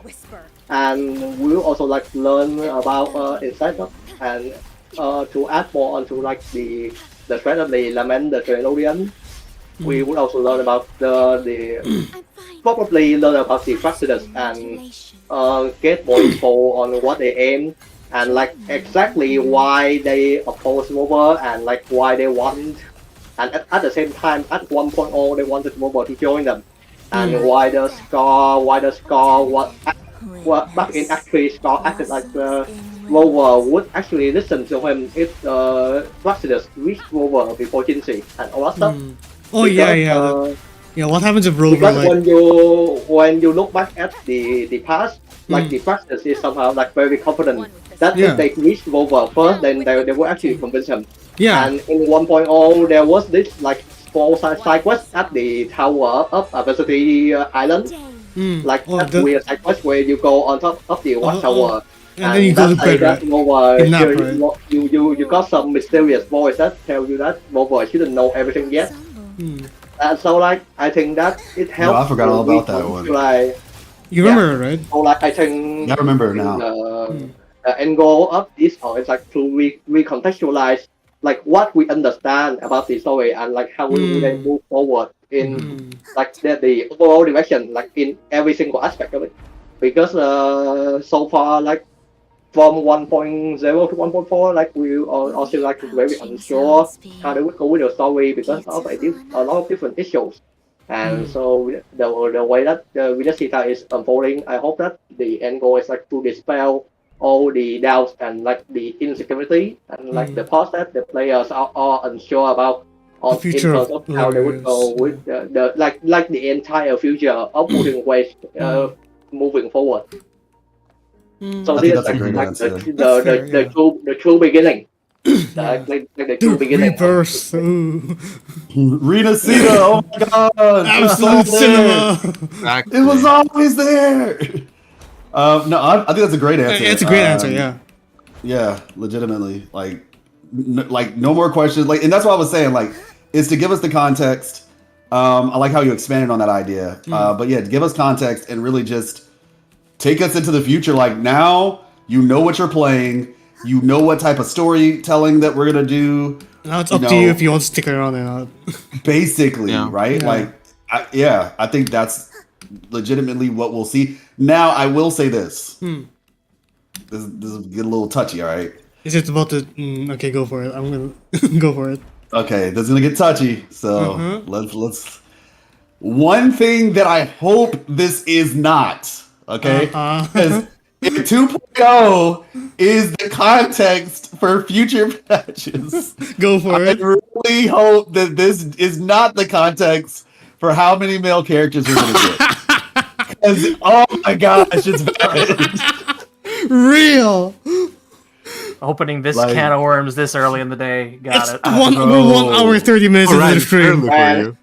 It's legitimately like, listen, let me just put this out there. I'm not gonna stop playing the game. I'm not. If there's like I appreciate it, but I totally understand if people stop playing the game for that reason. Honestly, they're very bad for it. Yeah, because at the end of the day, like, it's a gotcha game. It feels bait and switchy a little bit. I'm not gonna lie. Like, it definitely feels like, oh, okay, we started the game. Yes, there was no promise, but when is there ever? Like, the reality is they saw it and they're like, oh, okay, yeah. So like when we started off, there were like, I don't know, 40% men or something like that. Yeah, I think and we then had. As you continue. And then we're like, ooh. We only got a Brand who barely showed up in the story, and Xing Yuan. Shang Liao doesn't even exist. Shang Liao doesn't even exist anymore. His story is like gone. Yeah, now obviously you get can it pull up for him, to but a it's just like certain point. It's like, yeah, sure. Everyone is obviously valid for wanting whatever they want. Definitely. I'm not here. I'm not gonna here to fucking police what you want or what you don't want. But what I do disagree with is with this idea that, and I see it echoed a lot. That Kuro is doing this because of this reason or that reason or that. No, Kuro is doing whatever the fuck Kuro wants to do. yeah. If Kuro wants to release more female characters, it's because they like the female characters they are designing and they want to release them. That's what they're doing. Which is valid. Cowboy 100%. fans, They don't have Cowboy like fans don't look. grand. They don't have like a grand evil scheme. Yeah, to they just like hate girls. Bando players, and They just like women. Now you're trapped here forever, and you're gonna play my game forever. Like that's not how it works. Yeah, girls just like women. That's it. I do like. Let me say why I want more male characters, though. Right? Go for it. Because I believe, especially in a story that males exist, it would be different if we were playing a game where like there were just no male characters that were The playable. archive. Like if that was the case, I would actually have nothing to say. Because it's like, okay, that's expected. I understand. I get what kind of story you're telling now. But to make it, because we do have it, to make the story feel believable, like more believable, I feel like having more male presence is needed, and not just on the bad guy side. Because, not to be fair, I think they've done a really good job with Cristoforo And and Fenrico. Fenrico. And that, Even the NPC who was in what's her name? Chacona's Quest, right? The what's his name? the Poesies guy or whatever. I don't remember his name, but he was basically like the spokesman for the Poker Society. Absolutely loved his involvement because bro's voice actor, like he was just really good. Is it the film guy? Oh, you're talking about Fool Me? No. Fulminate, no? Chacona's Quest. It was an NPC. Oh, the Golden Anthem guys. Yeah. Oh, That's yeah. what I'm saying. Yeah. He made that quest come to life, in my opinion. Yeah. And then like there was like guy who this. cursed him out. There's this one scene in the story like that guy was belting it out. He was pissed. You arrogant hypocrites! Yes, You arrogant hypocrites! gosh. That was. I love that guy. So much. Yeah. Oh, I can't. I would go waxing eloquent for a while if I continued on that. But legitimately, like, see, y'all got me in my feelings now because, oh gosh, he was so good. So yeah, point is, to tell a believable and engaging story, I think we need all the beautiful people that God put on this green earth, and so therefore, like I said, not just bad guys, which is part of the reason why I like Brant so much. Because he doesn't feel like your typical I'm too cool for school type guy where he's just I'm gonna show up and then I'm gonna he's not tuxedo mask. Like he actually has presence. Except for the time in Nuchilia where he just sunk a ship and left. You're 100% right. You're 100% right. But generally speaking, he's actually has presence and he's not afraid to be a lot of males in these types of gacha games they just often exist. will be like, I'm here, but I'm not here at the same time. Like I'll show up, say my 2 pieces of information, and then I'm gonna leave looking I'm just here to aura farm. yeah, exactly. Whereas Brant is like, no, I'm here. Significance will you Like, grant them? get used to me because I'm going to be on the screen. I'm gonna talk with the main characters. I'm going to be your a part of the favorite story. character and then disappear forever. So yeah, that's my thing. As to why I would like it. Oh. Like I said, I would still play the game even if it didn't have it, but I think it adds a really a solid element to the game that just when it's not there, I feel like people don't realize what they're missing out on. But yeah. So I'm just looking at this NPC. This girl's laughing at him. I don't know. I don't think that really shift the scale in any way. I don't think it's relevant to the narrative in any meaningful way. If they're gonna add more male characters, okay. If they're not gonna add more male characters, okay. I don't really like. I don't have a horse in this race. I don't think it's about the narrative though. It's about it's less about the narrative and more about I guess what I would call the metagame. Okay? Oh yeah. Because gosh, I don't want to. You know, I got This is We're already the here. thing, Just speak your truth, King. We're already here. The problem is this. So I'm gonna make a video about it. I don't mind talking about it here, but Uh No, go ahead. okay, hear me out. huh. The Wuthering Waves community has a problem. Tell me more. And- Tell me something I don't know. Oh my Talk gosh. about Okay. community. As lore people, we Mhm. probably feel this more than most people, even if you don't realize why you're feeling it. Mhm. All right. One of the biggest problems, in my opinion, with this community currently, and to be fair, I'm talking about the social media form of it, not the Uh-huh. entire community. Uh-huh. And in particular, it affects the West more I mean, than the yeah. East. Mm. That's the other thing. This affects the West far more than it affects the East. Oh yeah, because I'm not as like red, I guess, as like Ryuku Sensei is with the Japan community, but they're generally a lot more quiet. But I'm not sure if that's because they're just generally quiet in general, or because they don't. I think they're just enjoying their game to themselves. yeah, and then you go. From like, what I you- hear, that's basically how they are. Yeah, Yeah, yeah. They're it's either pretty like much how they really, are. they're like generally more quiet, but then you go to the Chinese side and it's like it's extremely talented people. So they're like, what is the They're West very doing? opinionated.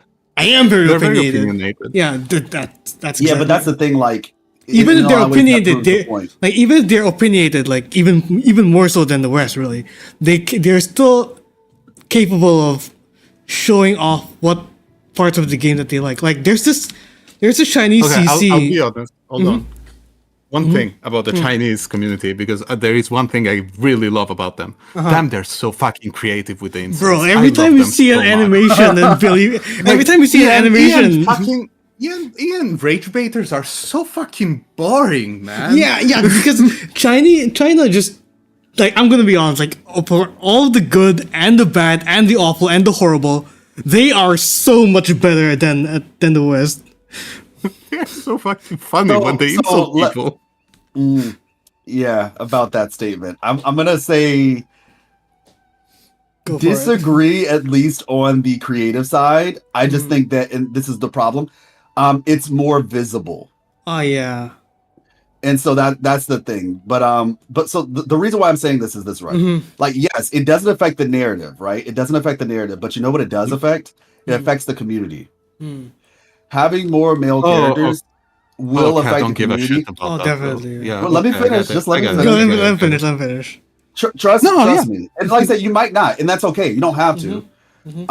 But I guess for me as a content creator, like I do, because it does affect me. It affects me. It affects many of us actually. Specifically those who are trying to do more creative content. So this is the thing. This is something I've noticed, at least. I've actually gotten the chance to speak to some pretty large creators within the Genshin space, actually. Won't you have a look? And like, and when I say large, I mean like some of the names that most of you all probably know, if you know it. And one of the things that Music. I was made privy to were a degree of their analytics. Oh. Yeah, and I kind of had this feeling for a while myself, and I just feel like now somebody can prove me wrong, sure, but well, actually, I don't think it can be proven wrong. Obviously, there are certain use case scenarios where this can maybe be not true, but I'll get to the point. There are not that many women in our community, Yeah. and the lack of women in the community. So, women oftentimes lead the charge when it comes to the consumption of creative content. Yeah. Like When it comes to lore, when it comes to animations, when it comes to fan, like I'm gonna give you a perfect example. My wife, like she doesn't even play games that often. She plays, like don't get me wrong, she does play, but she will watch stuff far more than she'll actually do it. She will watch people play games. She will watch the FNAF map pack game theory videos and the playthroughs. Like she will watch that stuff far more than she'll actually do it. Whereas for myself, right, I'm more of a doer. I'm more of a doer. I'm like, I'm gonna play the thing myself. Now I watch theory videos and I watch stuff like that, but like I'm far more of like a doer. And I see it feel for like, myself. Yeah. yeah, and so I feel like in the same vein, like I said, I've talked to some of I'll just like I said, I'm just for the sake of anonymity. After talking to them, I was told like, yeah, the large demographic of my watchers is women, and I was like, yeah, I kind of had a feeling, and they basically said like, yeah, the women are oftentimes the largest demographic for this type of content. Yeah. And just the creative aspects of the community. And so my point is, by not necessarily whole scale, I guess you could say, because I do think that, you know, that there are, of course, women like the characters in Wuthering Waves, and of course there are women who you know, enjoy the game even in spite of it, even though they do want it, but they still enjoy it in spite of it. The reality is, from a outside looking in perspective, which is often like the casual player, casual players are going to look at the game and they're going to immediately think, oh, it's just a, you know, it's just a gooner game, or oh, it's just a waifu simulator, when it's not. But that's what they're going to think based off they're going to immediately see how many and how in the lack, and they're just going to be like, oh, okay, yeah, I'm not, like, they're not going to think about it that hard. They're not going to take the time to, they're like, not gonna understand. They're just they're gonna see like how it is, and they're like, oh, okay, that's how it is. Okay, yeah, bye. just not for me, so I'll go somewhere else. Yeah. And so my thing is, I really do. That's one of the reasons why I would like it, because in future promotional material, you know, they can have these other characters, and like I said, they can be cool characters, right? Like, you know, give us some more characters like Kalkuro, give us some more characters like, you know, I'm sure I could think of a couple anime male characters that people would love to see in Wuthering Waves. But yeah, like, my point is that affects, now like I said, in the Eastern communities, it's a bit less of an issue, I'm pretty sure. Yeah. But in the West, yeah, exactly, I'm sure. But in the West, and that's why I said from a metagame perspective, because the problem is, and this will be my last point. I told y'all this was like a little mini rant. The problem is, at least in the West anyway, and yeah, I'm working on a video for this, but in the West, when the only thing that you have, and I'm sure you all can agree to this, the West is looked at as a drama, like the black sheep of the community. And the problem is, though, when that's all you're kind of known for, people, I had this problem with Genshin when I first started being a part of the community. Never been a part of a gaming community my entire life, and I joined with Genshin, and the first thing I saw when I started looking at content on YouTube, you can't ship these two because they're lesbian. You F2P should die. Free to play should die. Drama this, you don't know anything about how to build characters. And I legitimately almost stopped playing Genshin, which is crazy because I'm a very self-assured person, but I think it was just the shock of it all. Like, I don't let other people's opinions influence me like that, but I think the shock just had me like, it's really like, you live like this?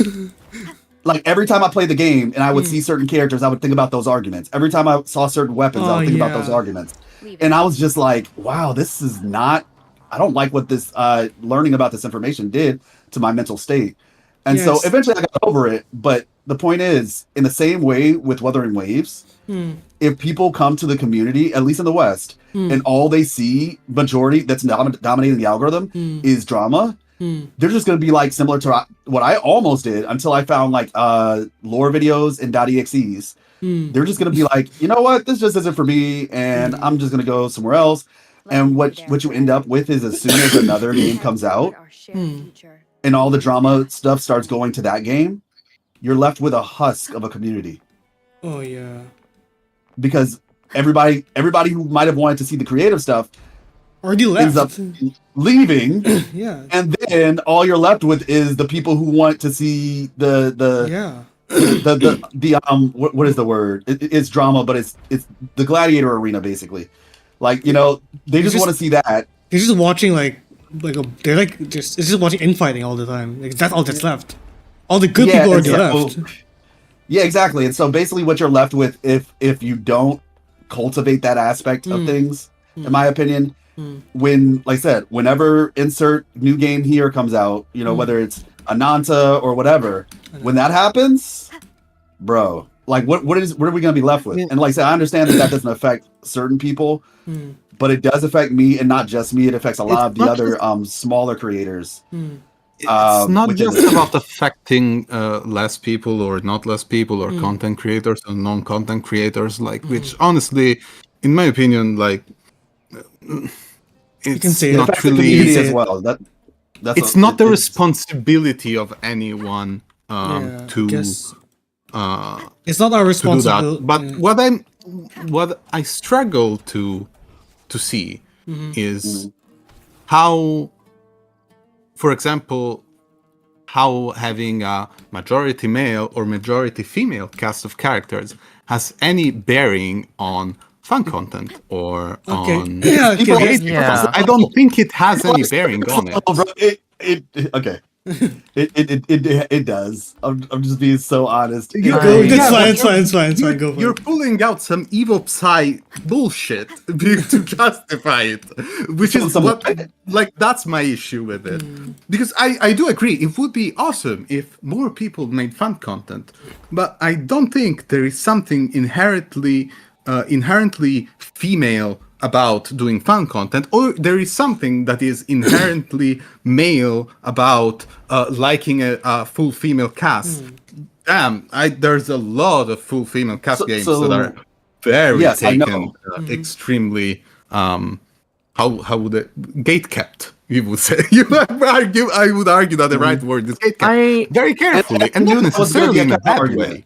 I knew that was going to be a counter argument, but we're talking about Not consumption. necessarily in a bad way. Okay, mind you. so in counter to the argument about consumption, everyone's kind of self-selected at this point in the fact that they know what they're looking for.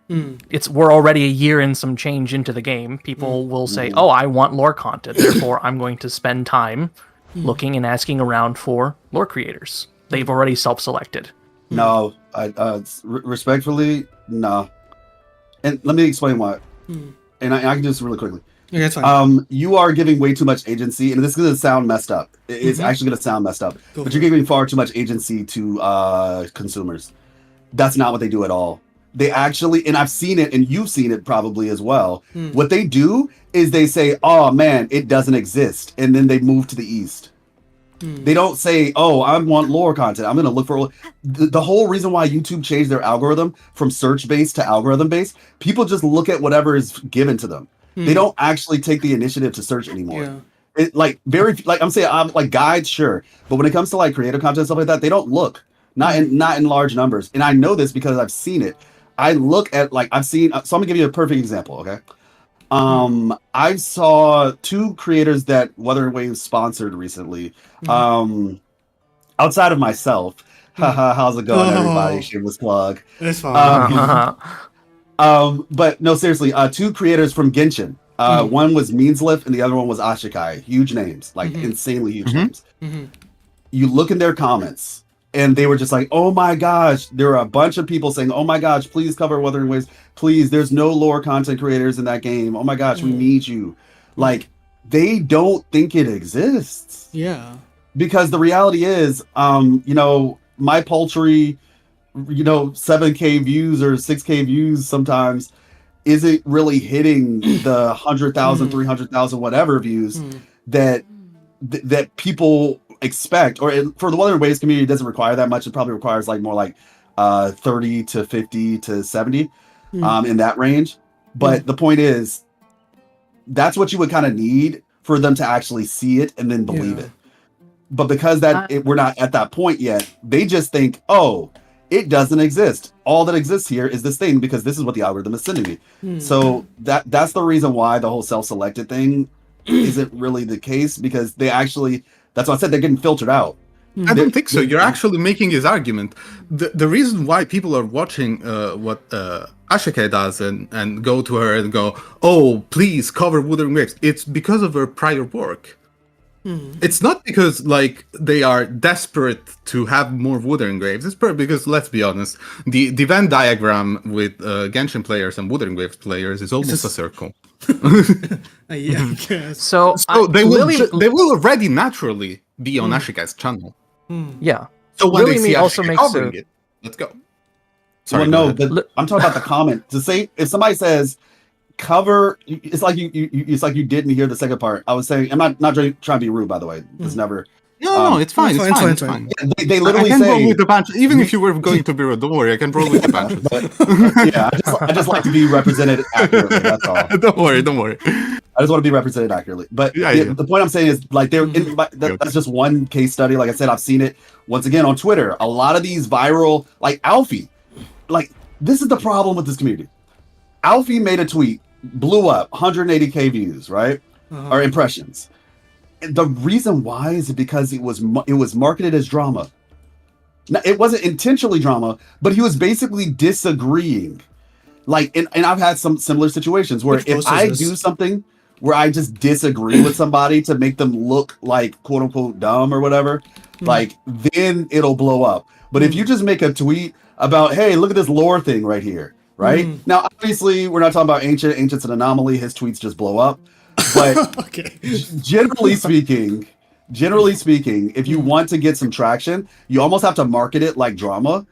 And Yeah. once again, people legitimately, I'm telling you, there's so many people who have said, yeah, you know, all the West does is this, and there's no, I'm telling you the comments, the arguments. I've been watching the social media for a year for Wuthering Waves since it's been out, and these are the comments. Like they just don't think it exists. I Like, agree it's with just- you. What I'm let's say, quote unquote, arguing against. Yeah, is- argue. That's the right word. What I'm arguing against is more the solution, because like I don't think like Okay, I see, changing I see. the character ratio or changing like, especially after a year that it's already out. It's first of all like a huge gamble, which, mind you, again, I am not the one that is going to stop playing, whether it keeps going, whether it decides let's go all female, whether they increase the number of males.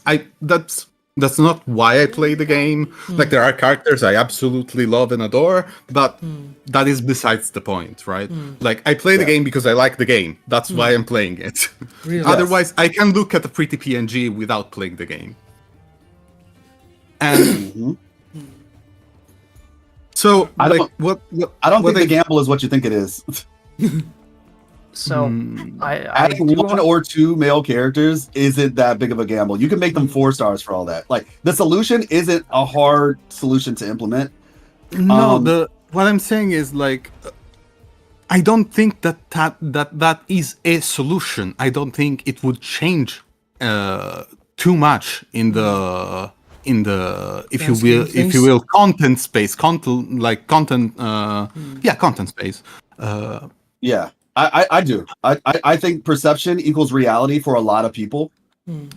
And because perception equals reality for so many people, if the perception was different, because once again, marketing, that's what matters at the end of the day for a lot of these things. So if they market, like, I'm gonna give you a perfect example, Star Rail, right? Fanon, and I'm not talking about, obviously I know that they have a lot of male characters in the game. I get it. I already understand that. But I'm just talking about from a marketing perspective. Fanon has been marketed so much for that game, and I wasn't even playing like that. Like 3.0, I just recently started playing again, but I kept seeing this dude everywhere, and he seems to be relatively important. And it's just people will see that, and people will play an entire game for one character. Okay, I They will agree, but literally like, see that character and be like, "Oh shoot, I don't know who this character is, but I want them," and then they'll play the whole game for it. And so, like I said, me personally, I do think that if they market the game, once again, usually the time to do that would be during a big update with like 3.0 or whatever, because that's usually when they put big things. And so if they market the game to feel more like literally one character who would not shift the radar or shift the community, I guess, in a negative way too much, putting one male character, like, let's just say front and center.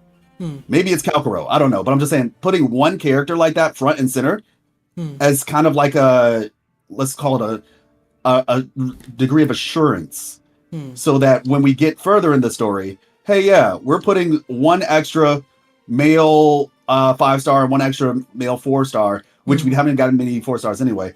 Like I said, I just don't think it's that big of a gamble. And then I think the returns on an investment like that would actually far exceed the level of risk that would require.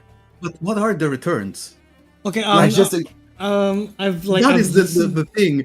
I hate arguing this because first of all, it's all hypothetical. Like there is really nothing to base it on. Because are we really gonna sit here and say, oh, well, I mean, HSR's community is actually good? Well, motherfucker, they are not. Okay. Not arguing at all. I was arguing for the sake of marketing and perception and reality. Nothing about their community. The returns, and I'll just make this short. The returns are having a more perceivably balanced cast. Having a more perceivably balanced cast has a net benefit for the consumption and the development of the community, which at the very least in the West right now is a bit barren. And to be honest, just about anything could help, considering the situation that the Western state is in. I will. Let's no speak. Let's not no speak. Yeah. So Sorry. I'm gonna be in a little bit dismissive here and just call it skill issue, like legitimately skill issue, because there are creators out there, and yes, it might not seem like it because Lilme says in the comments here that a lot of the more vocal aspects of the community keep cropping up, but genuinely, if you take time to sift through the weeds. Like, barring a lot of like other miscellaneous human habits, I'll ramble about that if I keep going there. Okay, go for it. So it like sift through the weeds, sift through the chaff. Yes, it takes time, but there's also a lot of like really a lot of people who are passionate about the game, who really want to enjoy the game and share about it, and that's why I'm saying it's a skill issue. It's like. You're not look better. Doesn't matter. Skill issue doesn't matter when the result is still barren community. I'm gonna. Okay, go moderate. No finish. You're gonna moderate. I need to moderate because I also have my own thoughts. I'm listening to you guys and I'm like, okay, yeah. Okay, no finish up so I can start. Please. Okay. Yes, there is a public perception aspect of it, but at the same time, it's the same logic as don't judge a book by its cover. It really is to me. So I agree 100%. So of course, like you can say public perception is going to shift one way or the other, and I would admit I would love a more general, positive reception about the game, about the community, of course. But at the same time, I'm like.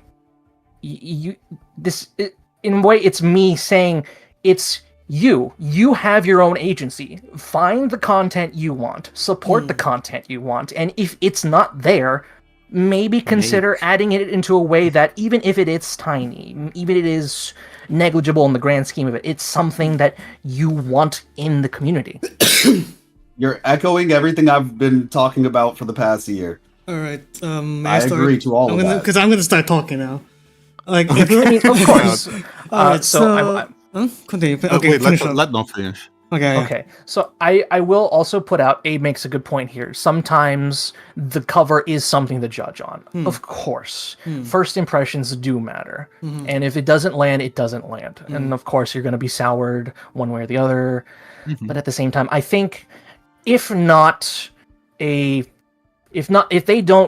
you cannot afford or don't want to give a thorough sifting, maybe at least give a second thought is what the minimum I'm getting at. All right. Okay, I'm done. Okay. I'm off the soapbox. Okay. All right. So let's talk about I'm gonna start with let's talk about male the initial discussion was about male characters and content creation, right? How it affects that's my understanding. Because someone asked like what are we arguing? And I'm like, okay, so like what male character, like what I've experienced, like when people like what they say, like this isn't even related to gender at this point, like, because Blue Archive is a majority male audience, and that community is very, very, very, very, very, very passionate about the game. It overtook Toho in Comiket. That's a surprise, honestly. Yeah. That's insane. That's Like the amount of passion that people have for Blue Archive is genuinely unmatched in any other fandom and I'm saying this when Genshin exists, and this is only in Japan. But what I think male characters could introduce to, like in terms of content creation, like I'm thinking about this completely like in the terms of numbers and like performances. I think that women, when it comes to talking about what they like, they are unmatched. Like the amount of passion that they put in, like the amount of things that they like, how they express their enthusiasm about the character. Like we're talking about Carthea, you would never let's bring up an example that isn't related to Hoyo or Gacha. When Gojo Satoru was in his heyday in Twitter, Oh my god. you would never see a guy talk about a woman like that, like they do Gojo Satoru. And that is the type of content that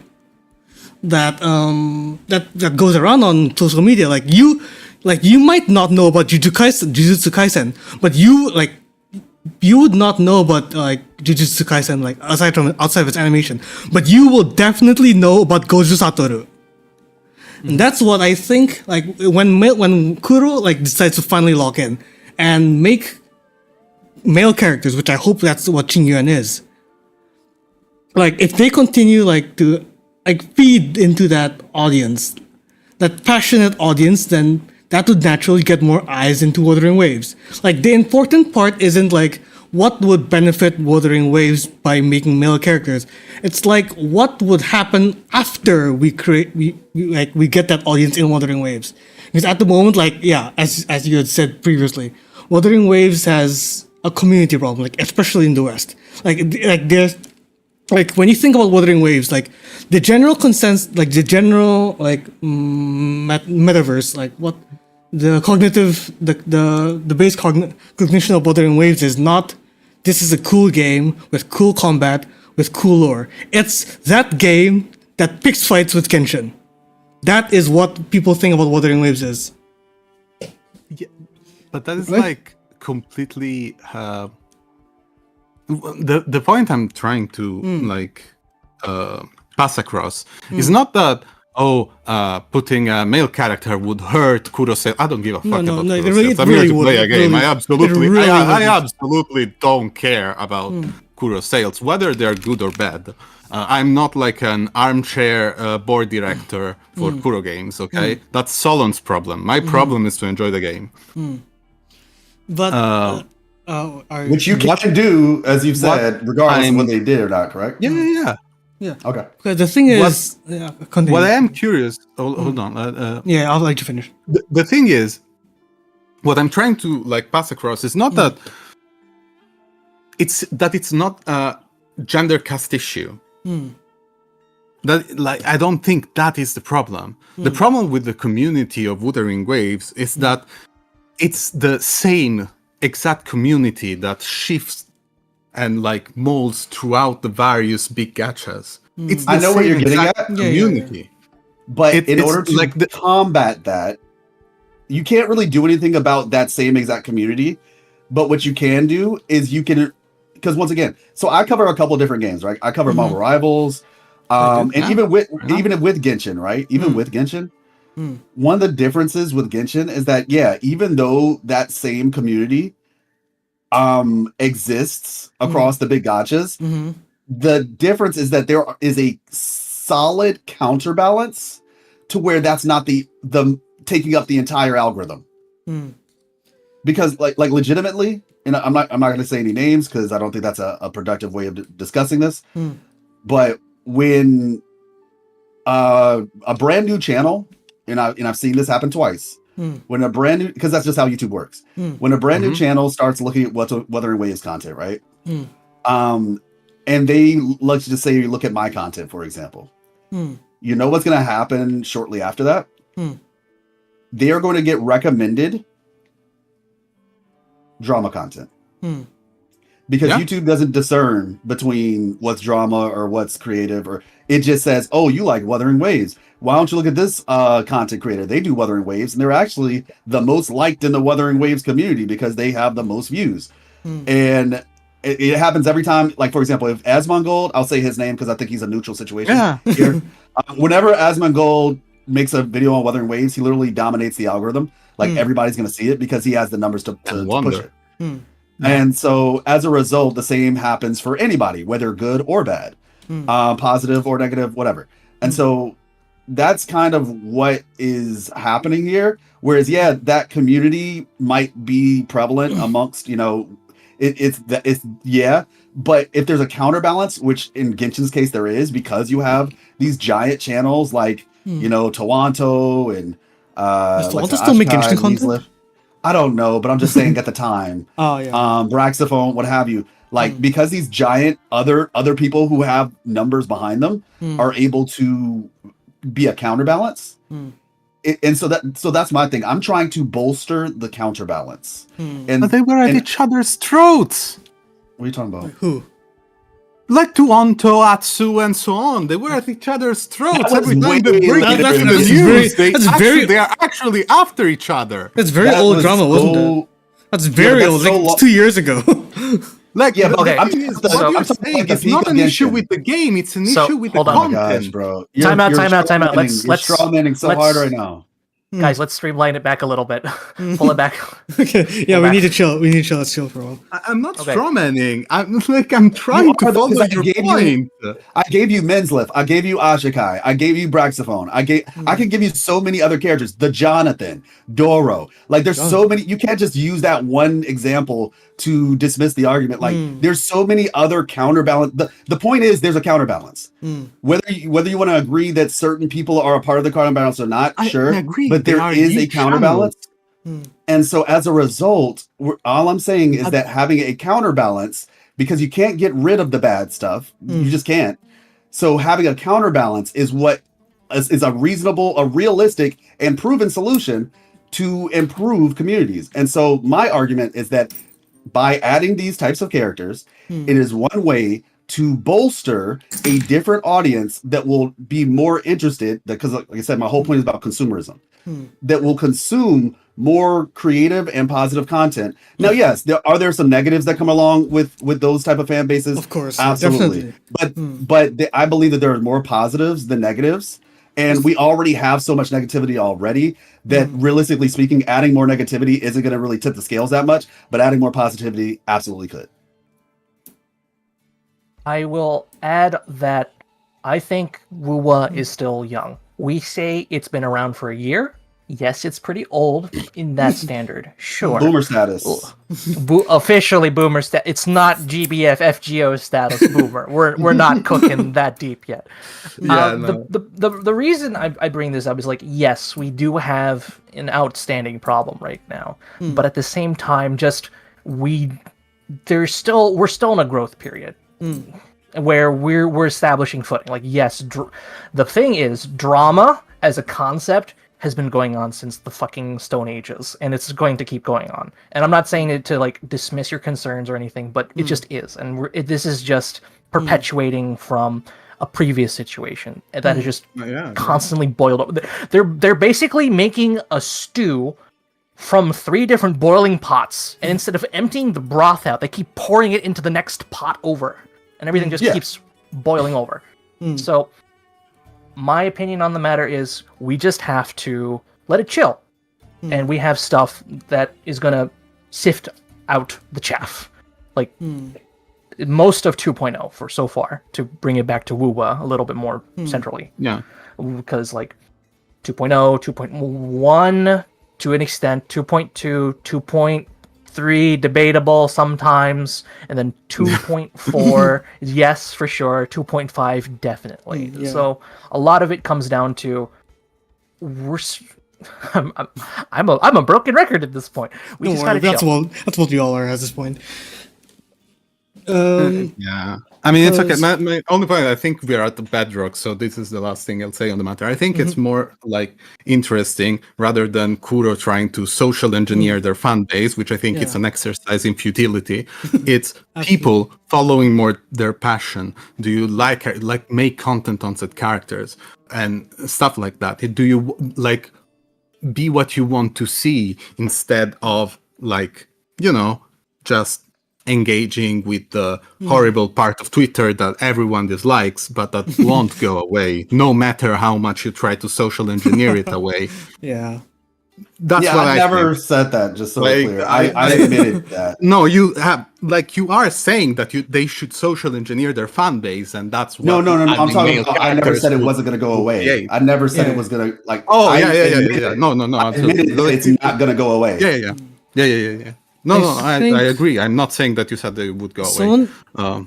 Okay. Go finish up. I'll talk later. No, that's it. That's like Oh, okay, I want to see okay, more people okay, make what they okay. love instead Yeah, of yeah. like I think like male characters would help, yes, and that's like just balancing out the cast is like it's like there's like it like there's no way that they could go wrong. Like the fan base will do whatever it wants. Like even with fucking Honkai Star Rail with all of its neutral fan base, like it's awful out there.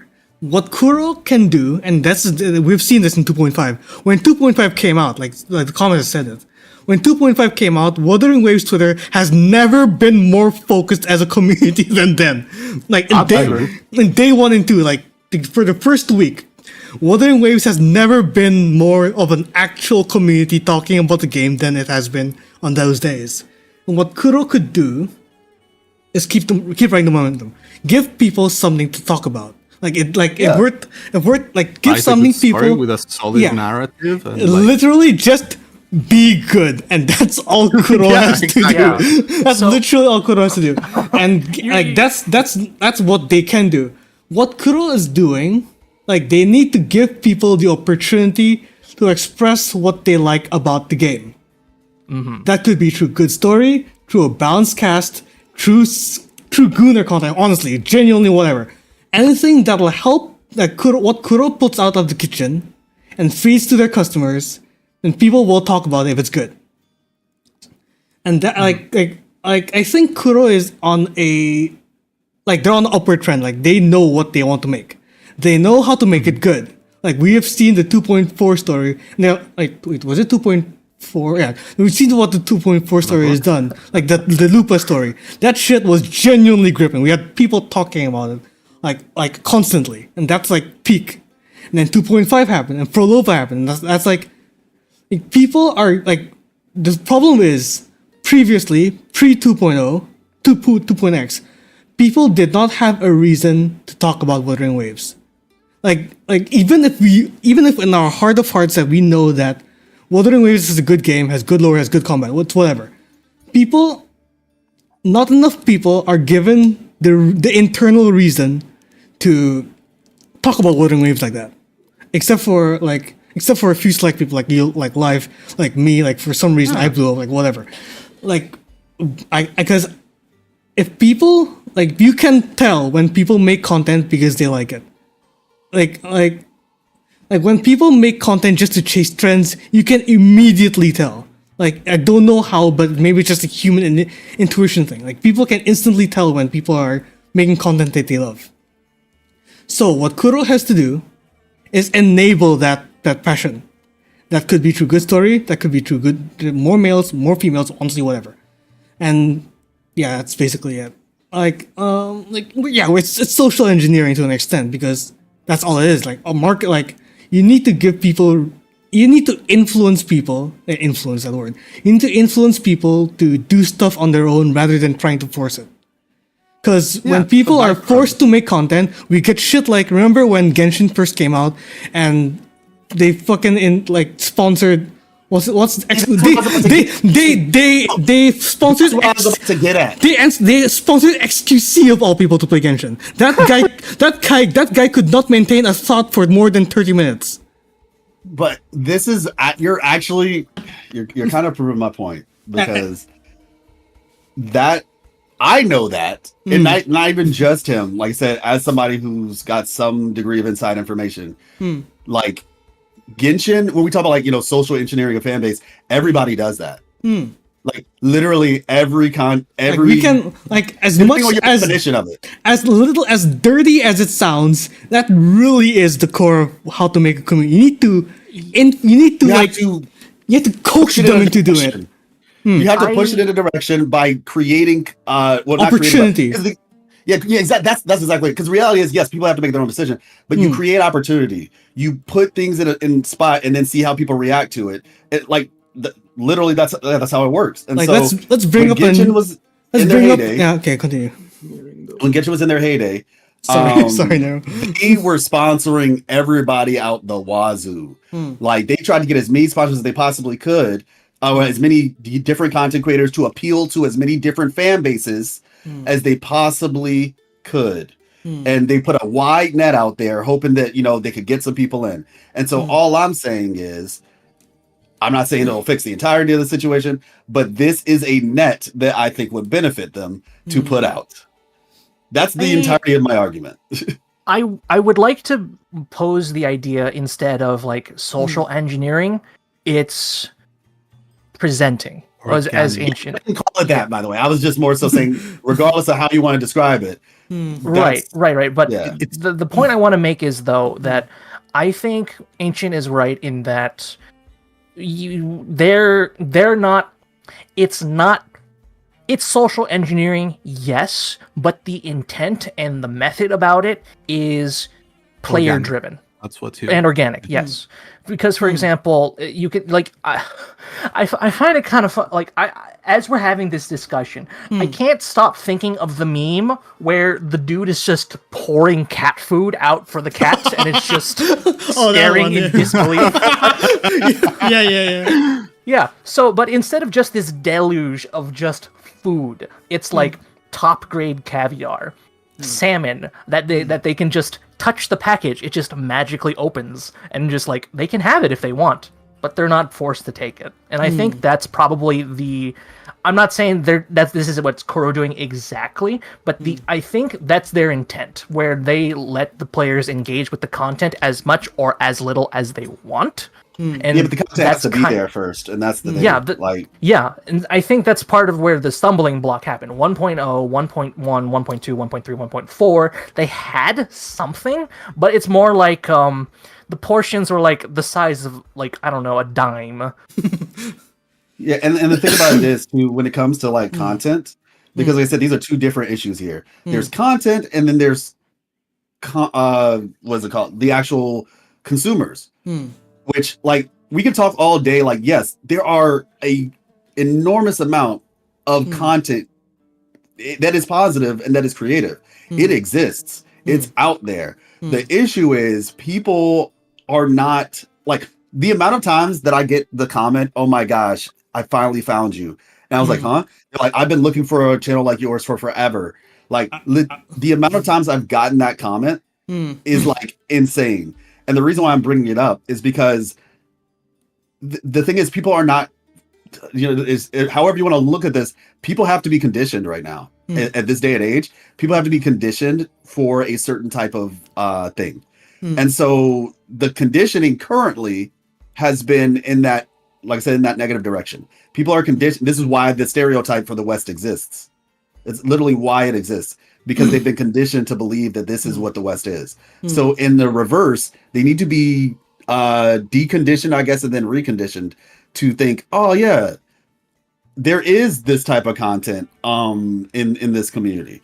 This does exist, whether it be my stuff or ancient stuff or whoever. I don't know if you're a content creator, Trap, but Trap, Noel, I know Noel does some stuff as well. So I make some they have to. I'm CC now. They have to be conditioned. Like that's really the word. It's not. I don't even think it's a negative word. Like your body, you have to condition your body. You have to condition lots of things, and so people just have to be conditioned to expect this type of stuff. The thing it's not that I disagree, but I low key do. It's like that's my job, not Kuro's. Yeah, that's kind of where I fall too. It's not. Absolutely not. 100% disagree. And I can, I can't prove it, but it's really not your job. Okay, it's so really not. I want to add to this too, because I think this is just part of being a reasonable and responsible consumer. I have a duty to myself to, okay. You're right, Noel, but many people aren't. That's all I'm gonna say. You're right. But that's the thing. That's why, okay, so circling back, this is why I call it a skill issue.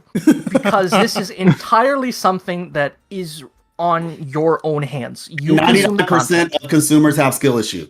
So what are you going to do now that we realize that 99% of this...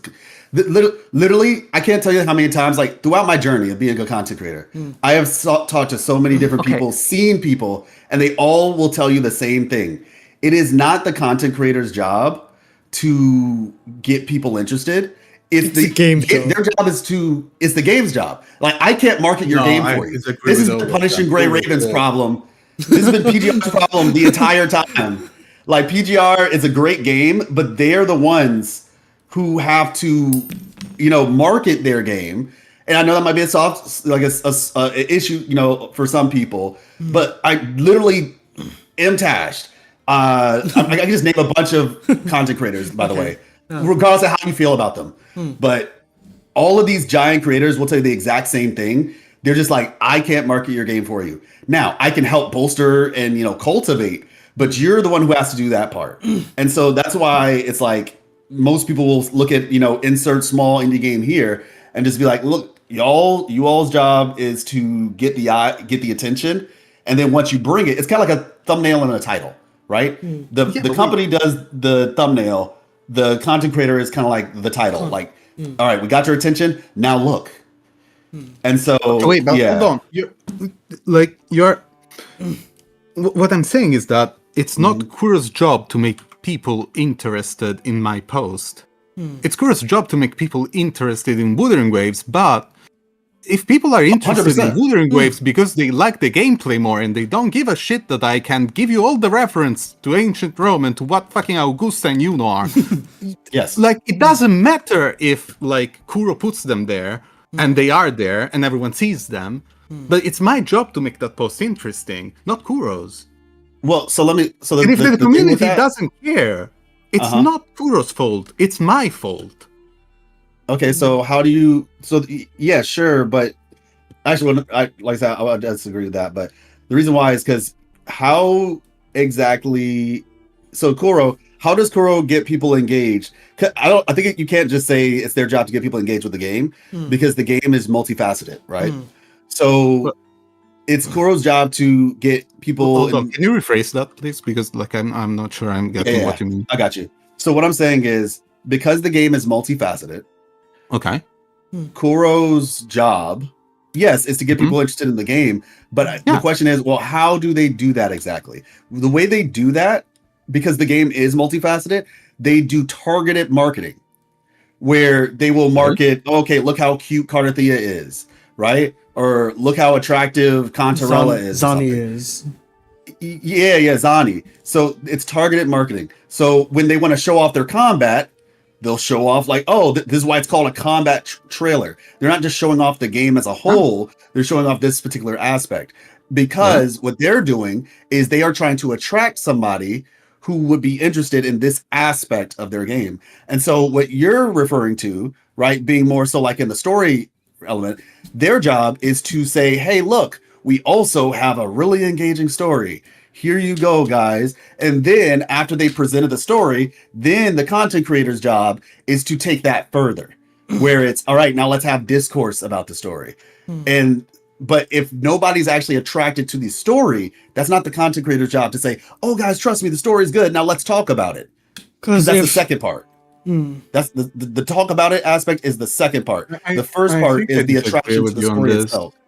But I think it's like a thing on principle. I don't think I think we've hit bedrock here. I don't think we can. Honestly, I think it's an agree to disagree thing because I realize we've been talking about this for 30. We've been talking about this for 30 minutes and it's like it's circling. Gotcha. I mean, no, look, it's fine. it's a fun discussion. Yeah, but it's honestly it is what it is. Bottom line It's is cool. interesting to talk about. Yeah, it that's is for interesting sure. talking about. And for once, we're in an audience that actually knows how to listen. Like, God forbid we try to talk about this on Twitter. Holy shit. All right, let's fix this. Yeah. No, honestly, bro, I've been having some issues with you for a long time. Ooh. Damn. Damn. Constantly dismissing all of my lore posts. You think you're better than me, and I think it's about time There we you discuss go. that, bro. All right. Where's the beef? Is it Wagyu grade, or are we talking like cheapo steak cut down at the supermarket? You are not worse. Oh, since we mentioned him, it's Desmond Gold to $1 steak. Okay, what's the story about that? Genuinely, I don't even fucking know at this I don't point. even know.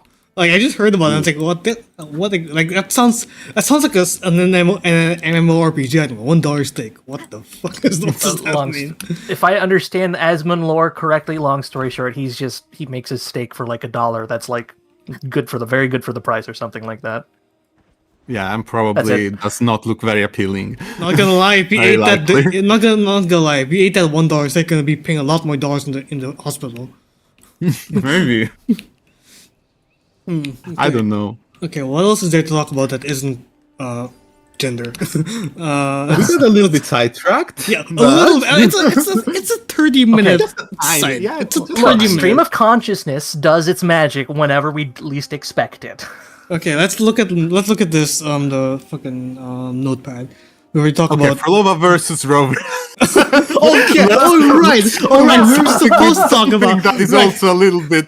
We're supposed to talk about that. Let's go. Like we could also talk about Dreaming Deep, like late. Yeah, Psalm Noir. Yeah, we could talk about that like after we're done. Noir, Yeah. Okay. So which one do you want to go first? The Psalm Noir okay? We can probably close the stream off with the Rover Phrolova debate.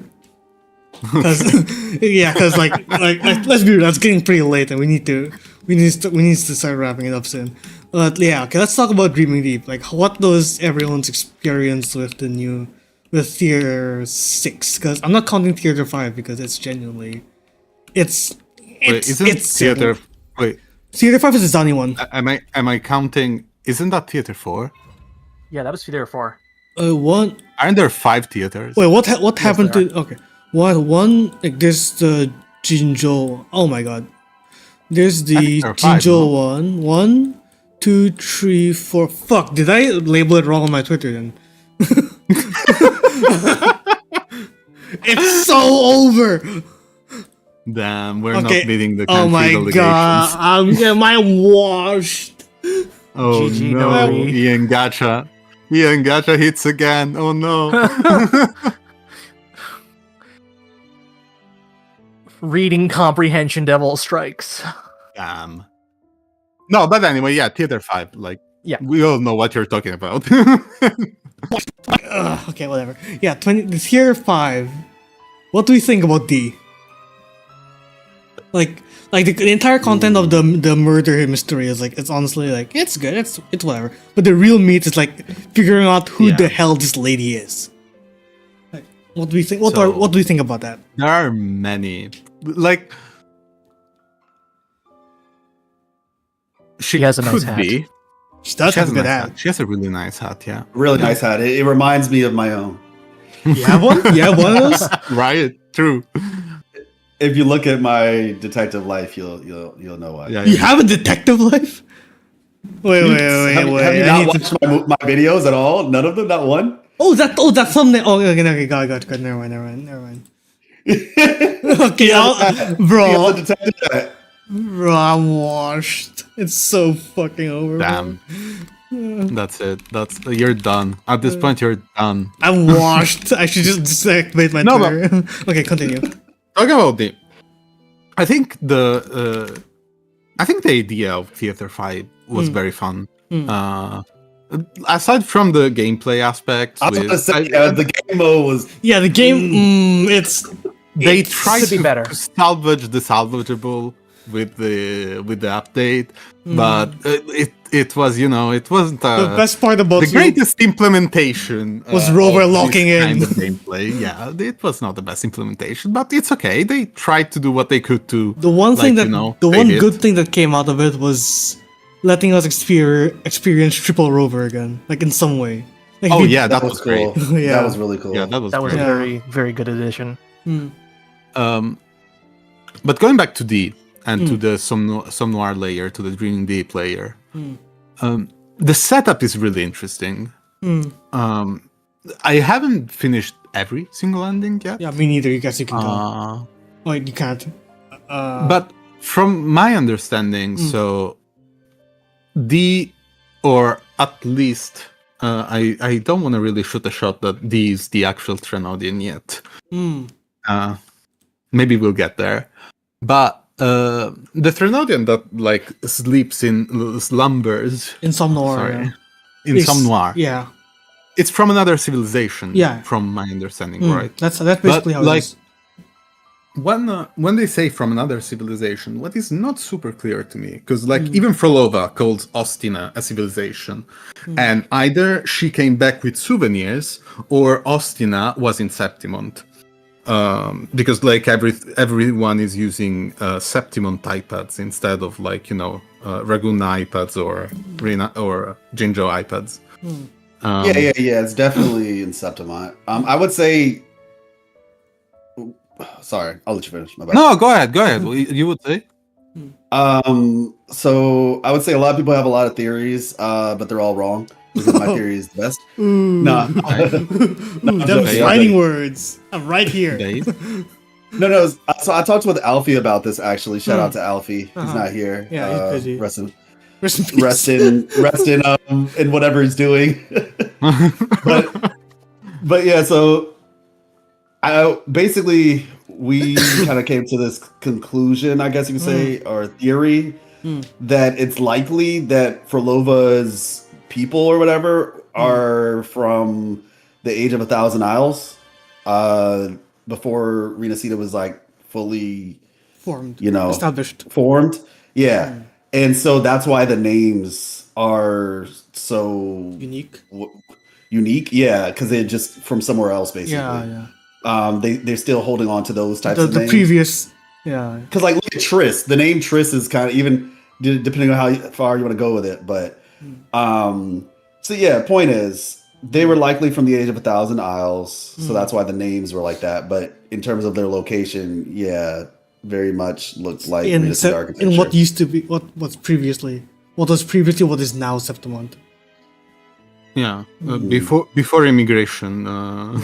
For the natives who More so before assimilation, right? The Renascita natives. Yeah.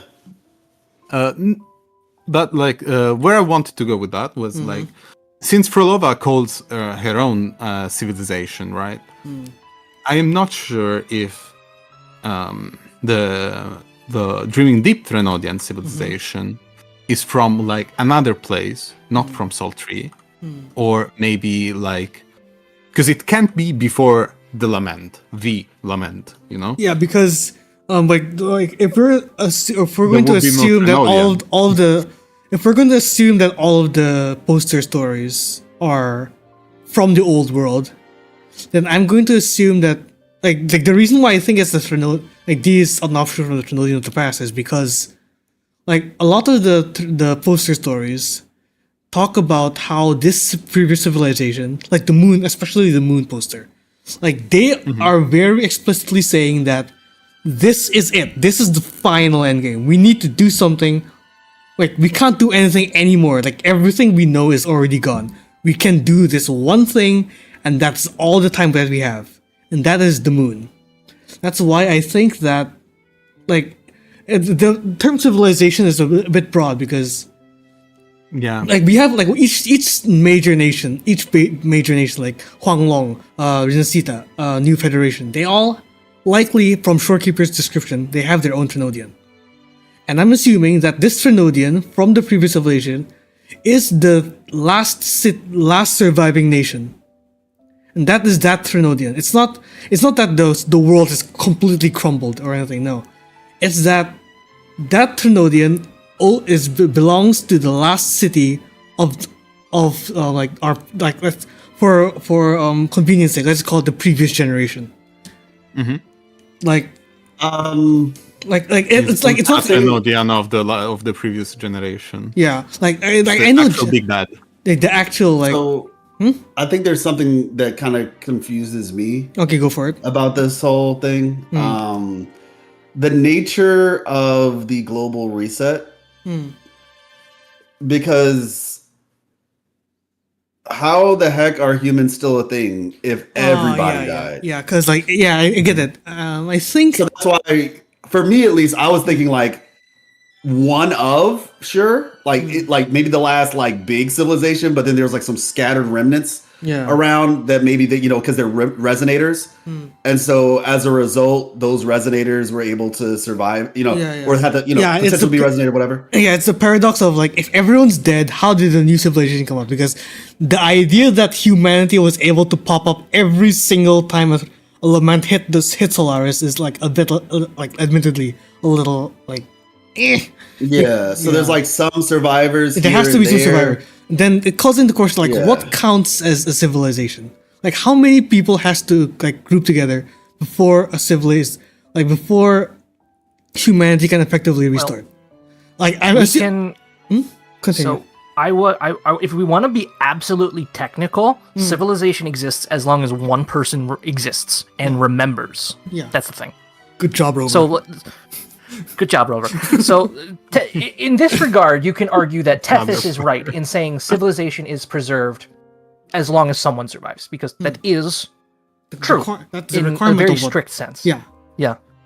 So, if we're gonna make the argument that somebody survived, then yes, obviously, because the information exists and is currently being passed down, and then therefore we extend the logic to. Enough people have existed and survived this long. Yeah, 100%. It had to be a considerable, maybe not like obviously not everybody, but like I remember Shorekeeper was saying 20% of the population was all that was left after. Oh yeah. Something happening, let me check actually.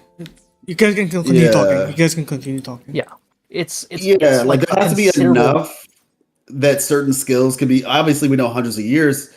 But like there had to be like some people with some degree of like expertise to be able, because it doesn't seem like they were in the Stone Ages.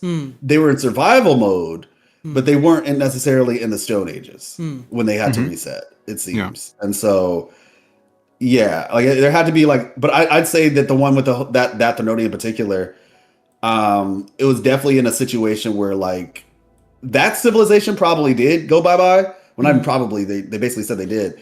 But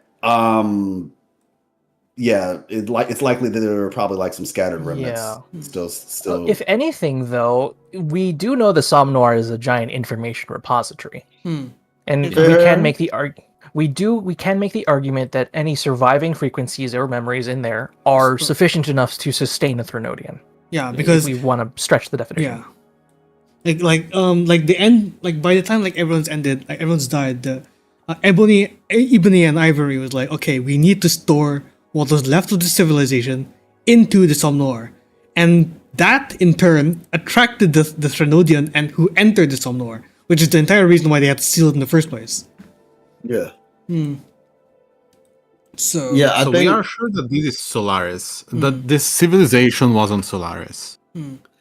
We are sure that. I mean, where's the Somme Noir? Like, we haven't gotten any information to suggest that the Somme Noir is connected multiplanetarily. So, I mean, it could be, but I think our best guess right now is that the Somme Noir exists on Sol 3, and Sol. Yeah, Sol it's definitely Sol 3 primarily. I don't think we need to factor in like spatial like outer space like civilization. I think everything that's related to Solaris Tree happens in Solaris Tree. Because up to very recently, like I don't think like space travel wasn't like a huge thing like yet in Sol Tree yet. Like reliable space travel. Something that they were trying. Yeah, but I say they definitely were in that vein or like in that direction. Yeah. But once again, so like, because this even gets back to the point of like, you know, who created the Somme Noir, and the person who created the Somme Noir. I mean, that's a whole jumble of worms, I guess. But yeah, I think fair enough to say it's Soul 3. Also, Soul 3 is Earth. That's confirmed now because Spirited Away was in there. Yeah. So, you know, I'm just saying. Maybe a less serious lore bit, but Spirited Away was in the Dreaming Deep. So therefore, Soul 3 is it lore or is Kuro just being funny? I mean, yeah, I know it could probably be being funny, but I'm just It's being funny, very likely. But yeah, Okay, third planet from the sun. I don't know. but I mean, like, yeah, it's for sure a mirror of Earth. That's for sure. The third planet from a sun. Well, I mean, kind of on the nose. Yeah. But wait. Oh fuck! I forgot. Oh, here it is. No, I'm not. What did I want to say?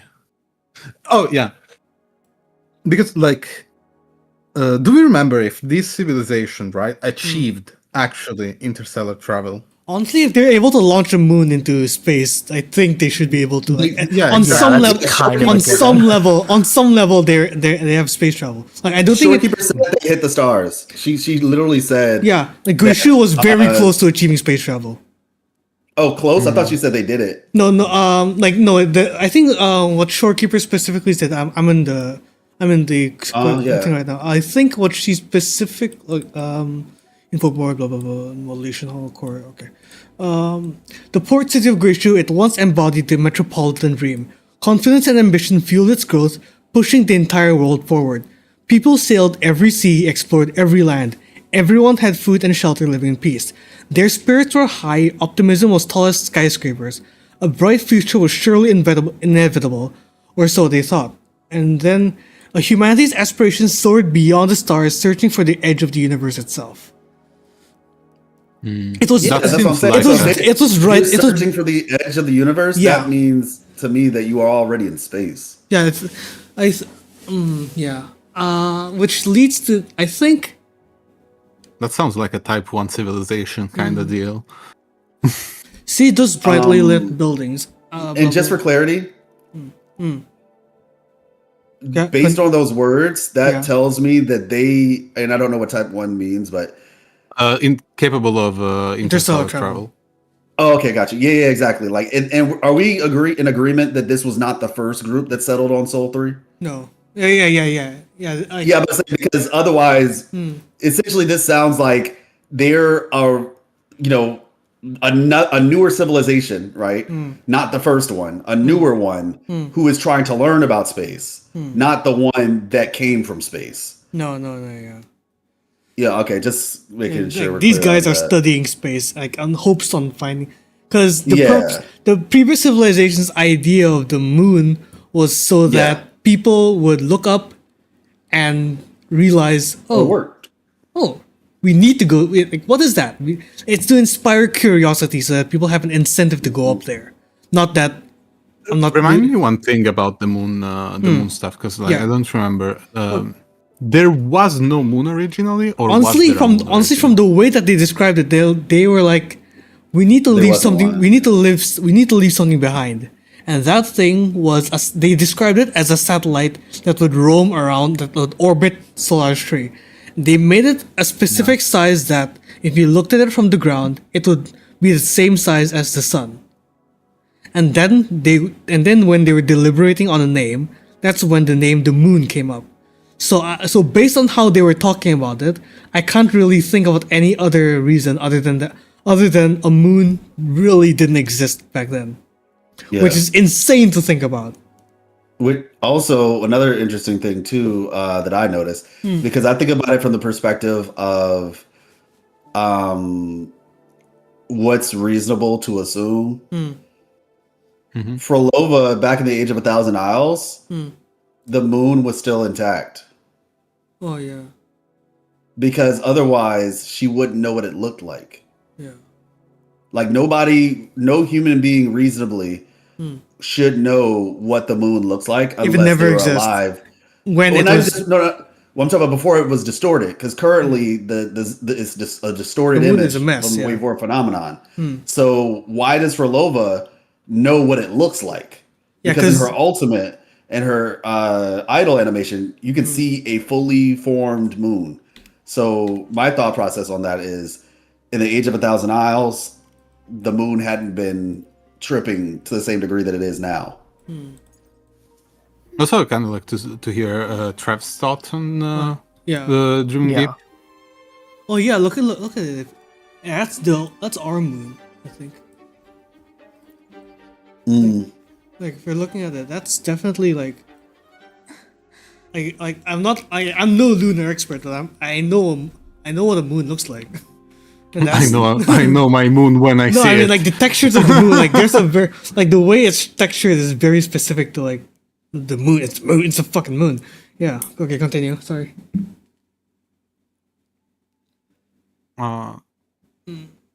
No, I wanted to ask about the general experience with Dreaming Deep and Oh. Trev and Noel, because I haven't heard their thoughts yet.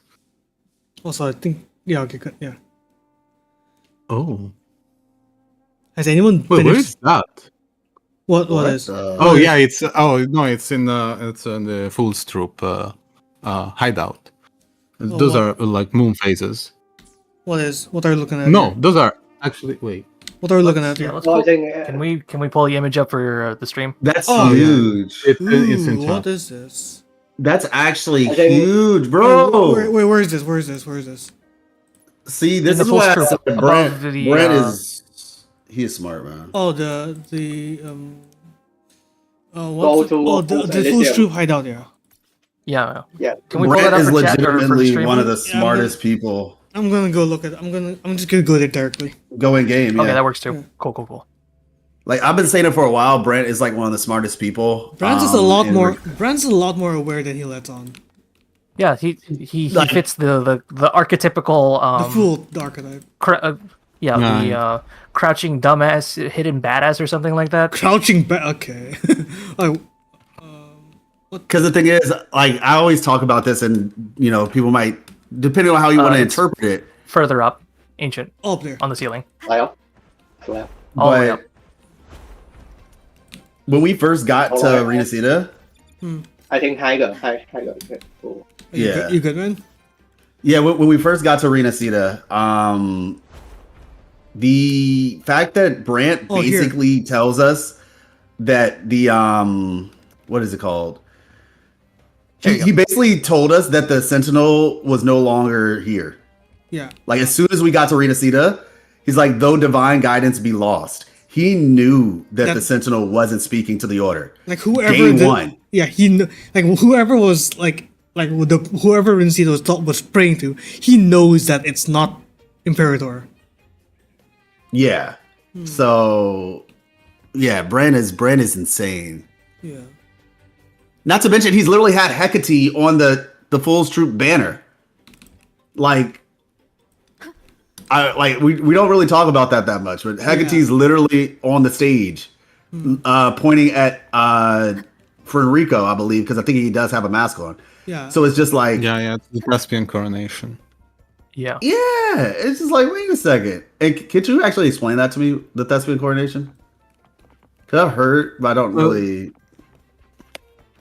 Well, I think that the English major here is like probably better suited for that. No, we need your help here. Okay,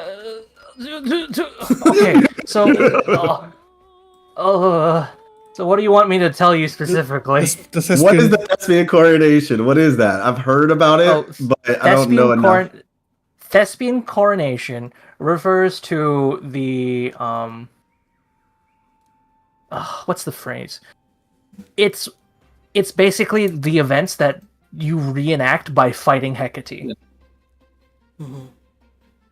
So the whole story goes is that Fenrico, in this case, makes a pact with Hecate, or in this case, Phrolova, perhaps, if you want to equate the two. Then, Yes, that works. Yep. Then they are bestowed 3 prophecies. of which they are... Actually, no. It's not relegated to Fenrico, because Fenrico specifically notes that the words of his predecessors are the path to transgressions are further bolstered by more transgressions or something to that effect. Yeah. So it isn't limited to just Fenrico in this case. So the Thespian, the first Primus who made such a deal, is the one responsible in this case. Wait, pause. So are you insinuating that Hecate or Phrolova has been doing this deal with them since day one? Day one. Yeah, she said as much, I think. Yeah, I think Phrolova has like made it pretty clear that she's been like on Already and involved, off about Septimont like she's for a been- long time.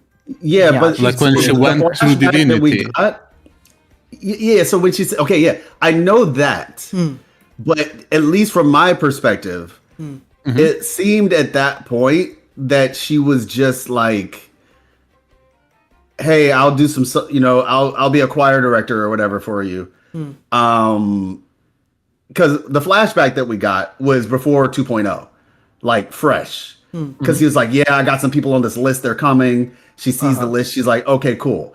But this is basically saying, oh, no. There was a pact made between Hecate and, Hecate, Phrolova, so forth, so on, and the first Primus way back in the day. Not Napoli. Just for the record, not Napoli. I'm saying first Primus as in the first Primus to enact such a deal, not Napoli. Okay, so therefore, at some point in the past, this prophecy was an agreement between just the order, basically the order and Phrolova. She made a deal with them at some point. Yes, or somewhere along the line, because it has to be this way if Fenrico's word is to be believed, because he specifically mentions it's the word of his predecessors. Yeah, that's true.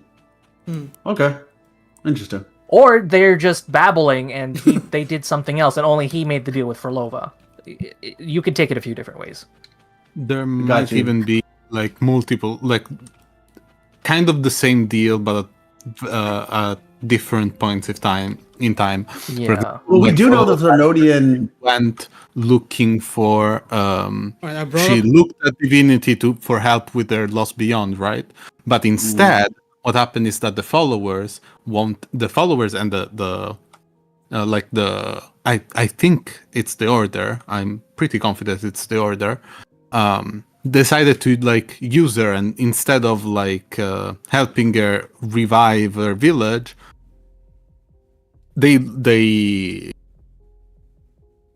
followed her for immortality. Yeah. So it is We know possible the that there Threnodian were too. multiple deals. Yeah, go ahead. Sorry. No, I was just saying, the Threnodian, we know that he had affected. I didn't even know about that note, Ancient. Oh So, yeah, I'll show it up thanks. again. Here. I definitely, I'll go read it. But yeah, Stuart got it.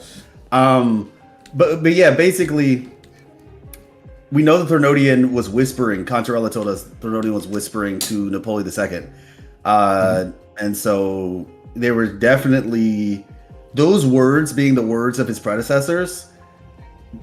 Doesn't necessarily automatically denote that the deal was made with them, because those words could definitely have just come from Threnodian influence in general. Yeah, it could. Or she also might be reciting what she observed. Also true. Yeah, like there's a few different ways you can take it for sure. The main draw though is that the Thespian coronation is a reenactment of this Faustian pact that is forged.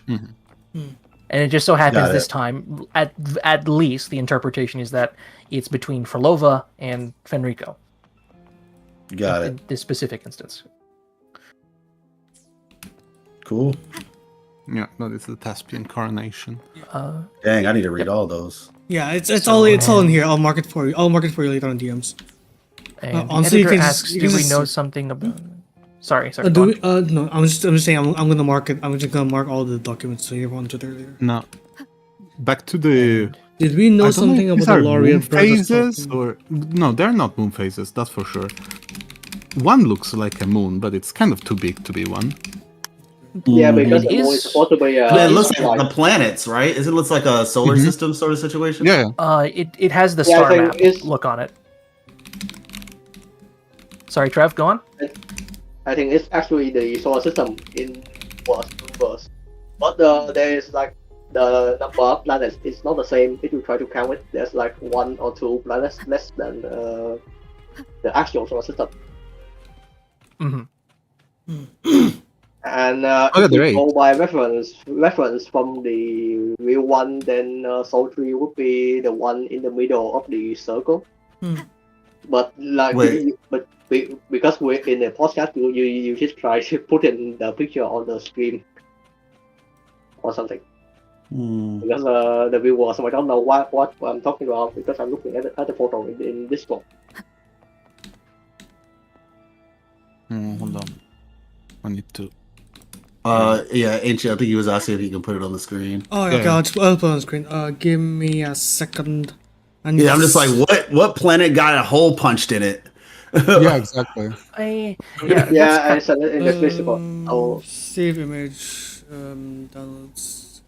So if we're going back to the moon here, I think that's the fake moon and something ate it. This is a test. Yeah. Cosmic horror time, baby. And Okay, I then guess the put- problem with put it that there. is like, what is that thing that is connected to it with the ring that's smaller That's the than sun. it? That's the sun. Oh, so that's the sun? Okay, Yeah, I'm so gonna if you go do the star put it map. up here. Yeah, I thought the if sun we're gonna, was in the background. I thought the sun, like, you see it has Oh. rays shooting out of it? yeah, like okay, so this is entirely interpretive on my end, because if we are reasoning that the sun and moon revolve around the sun, well, we know that's not true. The Earth you know what I mean? Shut up. Go for yeah. This is my skill issue time. Don't worry about it. So, long story short, they are moving in the solar bodies, celestial bodies, are moving in predetermined patterns across the solar system. Therefore, it stands to reason that the sun and moon could be described as almost parallel to each other. Okay. That's the logic you could potentially reason out. I'm And not the sun saying is smaller it's than the right. moon. Yes. Okay. Wasn't there like I remember, I don't know if I dreamed this up, but wasn't there like a theory like the sun would like shrink if it got too old or something? Like, Bro. Bruh. It will become bigger and then it will oh, shrink. bigger and shrinking. Right. So I do it's- not subscribe to like those like Right. Yeah, no, it's Trivias. it's weird. Everything's weird. We have a small sunner. small Get 'em. sun. Small sunner. Get him. So, but anyway, the point is that you could interpret it as the moon and sun in a rotating pattern around the Earth, Shit. and it gets messy. Wait. I'm not necessarily convinced, but I hear you. Yeah, as long as you see where I'm coming from, that's kind of all that matters. I'm not saying it's right. I'm just saying it's there. Yeah. yeah, I think- like because like how do they even like make this drawing if people in the current global reset can't even go outer space? Like where did this drawing come from? Well, I mean, so that's a question, right? Are they not able to go in space? I mean, I guess technically it's a solid assumption, but Okay, so we can also think of it as they cannot go to space for a different reason. It's not that they can not go to space, but something is stopping them from going back Yeah. into space. the etheric sea probably. Uh-huh. But yeah, I guess that question is neither here nor there. Point being, well, I mean, I guess technically it still has to be because like, how do they have this otherwise? Yeah, I don't know. That is, Or we might be reading way too much into something that. Oh, isn't this Isn't kind of the meant to point be of read lore, too though? much. yeah. Well, I mean, it is if it lit somewhere. Yeah, like lore is just overthinking everything, isn't it? I think it's interesting. So this is the type of stuff that I just say, okay, time to throw that in the backlog. Like, I don't know if backlog is the right word. Yeah. But essentially, I log that for later in the event that it becomes relevant. It's gonna But keep it's definitely it's now in the back of my mind. it's definitely the good. thing is Though. also- I like it. It's really cool. Because there is also another aspect to this, the illumination. The quote unquote moon or punched in old planet, I don't know, whatever we want to call it, is illuminated by the hypothetical sun. In the And middle. some of the planets, Let's just look at the sun. Let's look at the real moon. I think it's in Black Shores. and some of the planets are illuminated from the sun side, I think yeah. but other planets are illuminated from the other one. That's true. Which, I mean, for the first one behind the moon kind of makes sense because the sun should cover it, but then why the one right after doesn't have the same issue? And while the one behind is illuminated from the other side. Right. It's really weird. My brain. Yeah, that's the Unless moon. these are binaries because they're locked in. The red circle kind of locks them in, so they could be a binary system. But that should be binary stars if they were. The moon Also, is do we know jacked that up. there mean, is if- only if- one moon look. on Sol 3? Okay, so Trap, if we want to get super conspiracy theory, the character quests are called binary star missions. What? Wait, which one? Which one? Who? Which one? Which one? True. The character quests in the other languages, I True. believe, They are are called called binary star missions. stars. Which one? Which one? The character Well, quests. All of them. All of companion them. quest, Like every companion quest companion in quest. general. Yeah, like companion Yeah, quest in general is called binary star mission in Chinese and Japanese. Ah, That's Yeah. insane. Why do they hate us? we're so boring. Like, what? No, like I'm so serious. There's gotta be somebody. Like, why did you intentionally? What? Binary stars, right? Why did they not? Why did they do that? I'm So- actually a little bit annoyed right now because Okay, the so translators in the West. Lock in already. Okay. Okay. Okay, I won't. Okay, so I'm gonna ask that we don't broach the translation discussion. I will go off. I'm going to go off. Oh yeah, he has gone off. He has gone off. I can confirm this. Like, Okay, I'm wait, just that's so insane. shocked right Binary now that they stars. said, y'all don't need to know this. This isn't important. We'll just call it a side quest. So these 3 planets, Oh my which goodness. Sol 3 has to be a part of, would be tidally locked with this. Oh my! Wait, Yeah, no, so it's that- not tidally. So it is tidally locked. That's It is why it tidally wuthers. locked, yes. That's Wait, why I mean, everything moves like wuthers. and the Can you fucking explain that a planets have little to bit be more? always 'Cause aligned. I'm lost here. Explain like I'm 2. So, if you have 2 And a big half. bodies, 2 big like celestial bodies, Okay. and a binary, like for example, a binary star system, Meaning it and doesn't. you have change? another body at the center, like in between these 2 binary stars. That body, that celestial body, like that planet, will be tidally locked to the 2 stars, which means it will never go towards one or towards the other. It will always be locked in position because it's pulled by the gravitational field of both stars. Okay, pause. So just so we're clear, when you talk about you know, you call me whatever you want. Y'all can hear me, right? Okay. Yeah, I can hear you. Call me whatever you want. I never even knew about. Well, I did back in like science class, but I forgot about it. Binary, like it's doesn't it mean one or the other?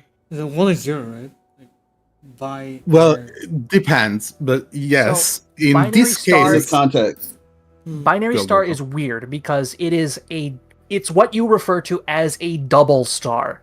They are 2 stars that have a gravitational connection between them that So- prevents them from moving too far from each other. So Earth and the Moon, basically. Is that a binary star? Not really, but you can think The of it moon as is tidally locked between the Earth and the Sun. yes. So one way you can think of it is you have two magnets, and you have another third object suspended perfectly in the middle between them, and it cannot move anywhere. Oh, okay. See, so like Yeah, the I center understand magnet, that makes the sense. center magnet is being pulled by both the left and right magnets. Is that what you mean? Yes. I see. And so, are we saying that the 3 planets that seem to be in between the They're theoretical moon and sun are just locked? And so, where's the weather aspect coming from? Is that because they're in between 2 different things, so they're kind of like going back and forth, but like not ever to actually move? And Kind of, yeah, because it's like vibration in a way. yes, they have their own gravitational influence, so local gravitational influence, if my memory serves me correctly, of course. It should be. I'm not as versed in this. So in theory, you have one pole from one side, another pole from another side. So no matter what happens, you may be shifting back and forth, but your net change is 0. So you're still wuthering, if you will, from one point to the other, back and forth, back and forth. That's cool. My brain hurts. So basically, these 3 planets in the middle, what they would do is rotate on the center axis. That is this red circle, right? This red circle would be the orbit of these 2 stars. Got it. These 2 hypothetical stars, okay? Sure. And these 3 planets, these 3 planets in the middle, would maintain the same position relative to each other and keep orbiting, following, like remaining aligned with these 2 stars, quote unquote. But wouldn't that mean that the moon wouldn't move? It would mean that there is no moon. Oh, there's no moon because of okay, and that's why they put Long a fake story one up. short, celestial bodies are weird. We need to go to space. We need to see what our So Earth the looks planet like. isn't moving. So the planet is not moving. Then the planet's just stuck in space. The middle one isn't. The middle one isn't. the The other other two 2 are is rotating around the middle one. around the middle one, which is then Okay, also so- rotating around. And the 2 big ones are rotating along the red line. Okay, I think this is making a lot more sense now. Yeah. So I guess the question then becomes, which one is the third one? Where are we? Where are we? We need to go to Yeah. space. Where we else need could to. we be? We need to go to. Okay, let's look Stop at. it. Let's look at the central hub. Maybe Imperator put something cute in here. All right. I'm gonna hide this Rochelle It's one. the This is actually 5080 interesting GTX. because- It's pretty cute. Oh, if you that ask is me. actually interesting Oh my because gosh. there was some weird stuff going Yeah, on this is there. this fucking 'Cause thing. When I was looking at the model, there was some weird stuff going The on. model. There. Yeah, Thing in Central Hub. the globe. Oh, the, fuck, the this thing thing. at the center of the central. Yeah, the exactly. hub. Oh, this thing. Yeah. Yeah, there was something weird going on there. Okay, while you're I looking get- that up, Yeah, because like I'm looking at this and it's making some sense, but it's like, how do you get a third planet from the sun out of this? Maybe Like, Solaris Tree is what- just the old name for it. Like no one like at this point like space travel has to. Oh my god, really? Wait, is this like an instance problem? Like, cause like we're only calling it Solaris Tree because that's what the previous people has called it. So yeah. like, Like we- maybe it used to be Soul 3, but then when the lament hit, this ended up being the situation. yeah, Because like it's- didn't they say that it affected space, time, and this is just like a contingency plan or whatever? Like this we Okay, if you look beyond the what looks like an astrolabe in the middle, and you look at the orbits in the center this one, right? behind the astrolabe. Oh, this one, this Hold one, on. this one. They you talking like about on the the wall blue thingy? You talking about the blue thing? This right? thing that. behind it. Hold on, let me. Okay, Try so to- on show the me wall, you screenshot. said? Is it on the skybox? Kinda. No, not the skybox. It's right under on the wall. Like Oh, Okay, yeah. You're just talking about the thing in the background. Just look at the thing in the background. this one, right? Yep. Okay, let's look at it. Okay, there are 4. There are various orbits, right? And there is one sun at the center. At least, well, what I would assume it's a sun, but I don't know at this point. Sure. Yeah. So like that's 3. That's 4 that are orbiting that sun, but most importantly, there are 3 that are orbiting something else. Oh yeah, this thing. Eh? No. That we don't know, because those 3 are orbiting something else entirely, but it's not represented. There is no sun there. There is nothing. And 2 of these have a moon. Yeah, there's this thing, and then there's this 2 one. of these planets have a then moon orbiting it. This thing? I don't see this. I see one. There's this one, I don't see right? another There's this one, right? 1, 2. On the left, They all there should have be the- another on the one. left. This one? This one? Yeah, Okay. that's on the left. But isn't that like a separate orbit? Because Okay, I see. Yeah. Yeah. Every circle you can see, you can view it as a separate orbit. Yeah. But like 2 have like a very prominent moon. Okay, but we Which also have to now work has on the me more assumption that confused than Solaris before. 3 doesn't have a moon, though. Naturally. yeah, the one we have right now is artificial. You're Yeah. right. You're right. Good So point, we good we point. could, in theory, operate on that logic and pick any celestial body that doesn't have it, a proper orbiting entity. And there's few already. Yeah, they're like 3. And it's also like another thing about it is like again there are 2 gravitational pits. One has a sun, one doesn't. Yeah, there's this one. Yeah, this one doesn't have a. This thing is just rotating on its own, isn't it? They're orbiting around something. I don't know if it's a black hole or like Okay, it can't be a black hole, right? Oh, what the fuck? it could. Okay, what the hell is this? If we okay, well, Trap, please. Let's And not then touch we have- upon the technicalities of black holes. And, We already did that for then one. there was we have Star. another issue That one's actually really interesting. that the astrolabe does not reflect what we are seeing on the background. This one? Like the astrolabe in the middle. Oh, The this one Yeah, where yeah, there it's this just looks doing like its own there is a thing. sun. It looks like there's a billion different moons and stuff. Honestly, I can't wait for Yuno to drop because I just want to know what the heck is she reading. Yeah, we need to know what the hell What is she reading, bro? Because like, Bro, how are you the reading moon doesn't moon exist. with What moon? the hell are you using to do We foresight need on? moon lady Exactly. lore. You're using a satellite. you're divining from a satellite, like a distorted one at that. It Not came even to just me. the, It came not to even me. just that. Like when asked what her source is, I made it Yuno, the Yuno fuck is up. the biggest fraud in WoWa. She I made actually it made the all that shit up. I made it the fuck up. Shit, like, not to mention, she's not even just looking at the waveform phenomenon screwed up moon. She is literally looking at the moon. Projection of what could, like, are you looking at the sun moon or are you looking at the projection over top of the waveform? Like, I need to know. Like this, I like need to know. you know See what if the that- hell are you looking at? If that design is reflected anywhere else, but doesn't look like it. I'm pretty sure this is the first instance where we actually saw this thing. With the two do gravitational see star pits and the maps binary across- system is interesting. We do see star maps across the game so far. This is just the first time it's kind of been overtly slapped in our face, aside Yeah, from this- Black Shores. Yeah, for sure. Like, wasn't there like a pattern like when we first saw the door open? Like there was a pattern that showed, right? I'll try to look for it. You guys keep talking. Yeah, there is a pattern that like kind of looks like. It's the blue neon thing, right? I'll look for Yeah, it. yeah. Like, you guys keep talking. I'll bring it up. This is weird, man. This is so Wuthering waves lore, right? Am I right? The thing is also trying to figure out how much is rule of cool and how much is actually like Yeah. what is going on. Honestly, That's I'm willing to annoying. believe that this shit isn't real cool, because it's way too much.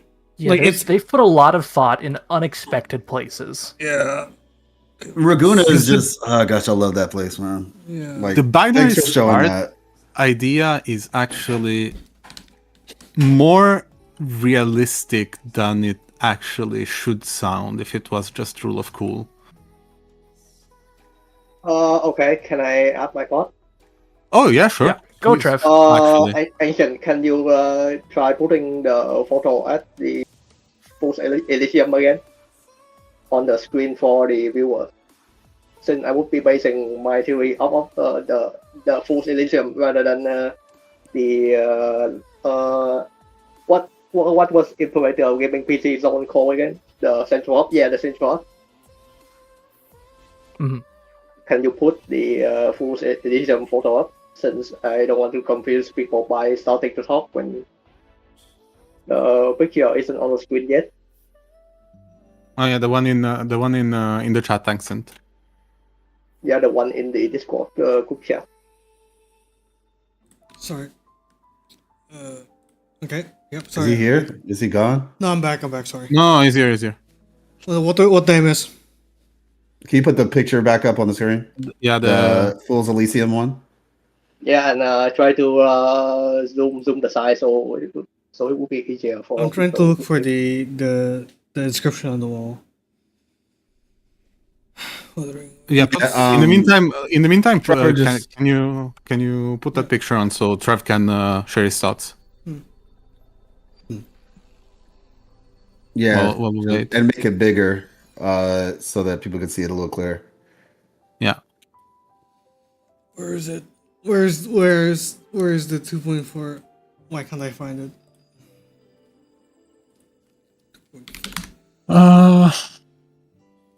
Full story 2.4. Let me toss the. Oh my god! Nothing is ever It's played. okay. It's okay. Chill. Smooth. No rush. Yeah. The Wuthering Waves is very much double entendre, Limmy. There's a Visible, you're right, giant. also. There's so much like subtext what that means that. Oh my gosh! There's just. All right. Oh, All right. I'm putting it on screen. Give me a second. You can hear. Yeah, visible. The moon definitely is going to play a bigger role as we continue in the Yeah. story, for sure. It's not a Chinese gacha if the moon isn't involved. It's not an Eastern God, gacha if right? the moon isn't involved. The moon's gonna Basically. eat you. Don't worry. Speaking of Eastern gachas, why is Japan so bad at making them? The only good one to come out of recently is Uma Musume. Let's be real. Oh, that's from Japan? Yeah, that's Japan. That's Thai games. Okay, that's Wow. that's okay. what it looks like. Okay, those are just standard star maps. It looks like. Yeah, it looks Yeah. identical to like the ones that we were looking at. Yeah. Okay.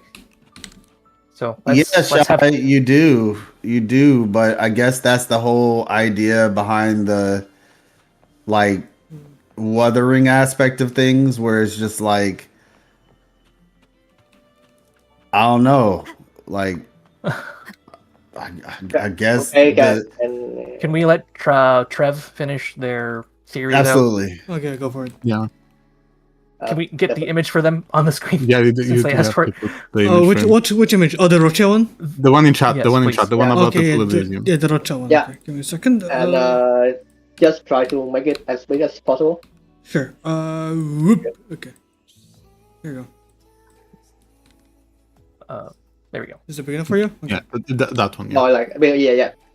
So back in the past, I don't remember when, a few months ago, I read a really cool theory from a Japanese Twitter user. Mm-hmm. So for instance, firstly, does everyone see there are like rays of light coming from the small planet in the center between the two binary stars? Mm-hmm. Yeah. So it like it is like a tinfoil hat theory, but because it is like the center of the two binary stars, and it's like shining and like illuminated, I'm inclined to believe that the one in the middle is Soul Tree. Hmm. And so again, this is like a completely tinfoil and theory, because like we don't even know if they are like that. They were that serious when they made this Yeah. solar map. Uh-huh. So the two binary star and the two big planets, the sun and allegedly the fake moon, are like inside this ring, and they are like protecting the three planets inside. And from what we know, the two binary star like so the set Japanese user also link the Trinorians to celestial bodies because in Overtrack's 2D animation, like the one with Gasoline in it, you see a big giant ball like a celestial body belonging to Overtrack with a toxic mark like an eye on it. Does everyone remember that one? Yeah. Yeah. So they link Trinorian to celestial body and Overtrack the god of and Overtrack is basically the god of war. So like collecting the dots and they made a theory like for each Trinorian is like a celestial body in space, and Overtrack is Mars because Mars is the god of war in Roman mythology. And I know it's a super far-reach, but basically the general idea is like the two big planets and the two binary stars are protecting Sol 3 from the celestial bodies. That are the Trinorians. And this theory was made back in like 2.2, 2.3 or something, or like even before 2.2. And it was assuming like Leviathan was similar to Neptune because of how it was related to water. Mm-hmm. And I think so this was 2.1. and so the two binary star can be like Venus, and Venus is the rover because rover has yellow eyes, and which is also like the main color of Venus. And the other planet, the other binary star is unknown. So it might be the space goddess we see at the very beginning of the game, or she might even like stand for the smaller sun in here. I have a question. Yeah. So, what are the two small ones? Yeah. Wait, so that's what I'm trying to say. The two small one. Do you mean the two small one that is like on the two sides of the middle one, right? Yes. In the real solar system, it's the small ones closer to the sun is Venus, if I remember correctly. And since basically I want to make it clear that I'm basing this off someone else's theory, and I think it also makes some sense. We can link it out later. So that user said that the rover shares a lot of resemblance to Venus. Got it. Okay. Yeah, because of the eyes, and Venus is also in front of Earth or Sol 3 in this case. The only problem is the other planet, like the other side of the binary star. But considering that what Noel said about the binary stars and how they are connected to each other, I think it might be the space goddess that we meet at the beginning of the story. But other than that, we don't know much information, and I don't have any much more I can conclude, except that the middle planet might be Sol 3, and one of the two planets might be rover, and the Trinorians might actually stand for celestial bodies. But that's also a super far-reach because that's correlating their role. Like Overtrack is the war Trinorian to the actual god of war is being Mars in Roman mythology. So it doesn't have a very strong basis. But it kind of assumes that like the Trinorians and rover, the Trinorians have a celestial body, and rover eyes also have like a cross mark in them that kind of look like the cross mark on Overtrack's celestial body. Does that make sense? Yeah, it makes sense. I guess my only two issues. Yeah. My only two issues. I think it's cool. First of all, I think it's really cool. Like that's a really fun theory to think about. My only issue is one, we'd have to reconcile why Rover and Trinorians are being represented in the exact same way, and then two, if that was true. I mean, I guess you could say they're not exactly the same because Rover's on the inside of the circle and they're on the outside. But like literally, they're all considered planets. I guess you could say planets are fighting. But the other issue is there doesn't seem to be enough planets to account for the theoretical amount of Trinorians that we're probably going to end up getting. I mean, obviously we do not know 100%, but I just kind of feel like we're probably gonna get more than 1, 2, 3, 4 Threnodians. Yeah. Yeah, So- that's also my hang up with the series, so I'm not completely sure yet. Let me be But there for the resemblance in Rover's eye with the Overtrack's eyes in quotation is also pretty striking to dismiss any relation. So I think that why it might not mean that there are only 4 Thenodians and they are all Stanford planet, but it might mean that the rovers, the space goddess, and the Thenodians are like on the same level of existence, like some kind of celestial god. Yeah, absolutely. That makes, like I said, planets can fight each other after all, right? So it's definitely possible. Real. So Overtracks have a celestial body outside space, and the body we see on Soul Tree is like only a temporary one. So we're in a simulation. Oh gosh, this theory again. I wouldn't say a simulation, rather the Trinodians themselves are simulated. Yeah. That's more. I was just being silly, but yeah, I know. I get it. Yeah, no, that's cool. I think that's a cool theory. Yeah. I like the whole Mars thing. Yeah. That but checks out. it's reaching a dead end because even until now we don't have any evidence that Leviathan is like really Neptune. Yeah. Well, I think the only issue here's a question. Here's a really quick question. And I might need to go soon though. So yeah, it's weird. The routers are really big. What do you all? So and I'm just gonna bring this up. I don't think it's a problem, but. So Genshin uses like Gnosticism and the Ars Goetia, isn't it, right? Yeah, Ars Galatia, yeah, like something like that.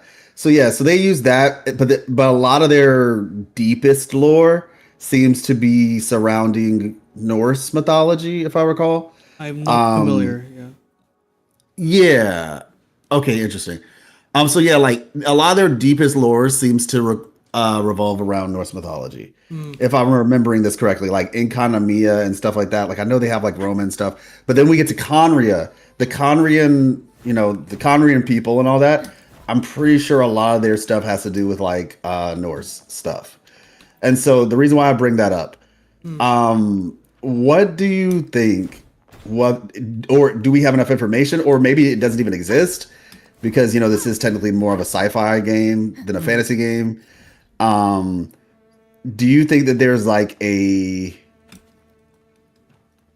underlying at the core of Wuthering Waves? Do you think there's an underlying myth that they're utilizing, like that you can maybe see like bits and pieces? The base of the game, right? The bones. Yeah, because like obviously they'll use other things. Yeah, like, obviously it's inspired by real life shit. It's just like they'll use other things. What is it? But is there like a ancient civilization, and that ancient civilization is based off of this very specific, myth, essentially? Honestly, like, do you all think something like that exists? Honestly, but if you bring that up, the only thing I've thought about it, if we're talking about like civilizations, is Mayan, but I'm not sure if that's like relevant right now at the moment. I honestly don't see one specific one. Yeah, it's probably like an amalgamation of others.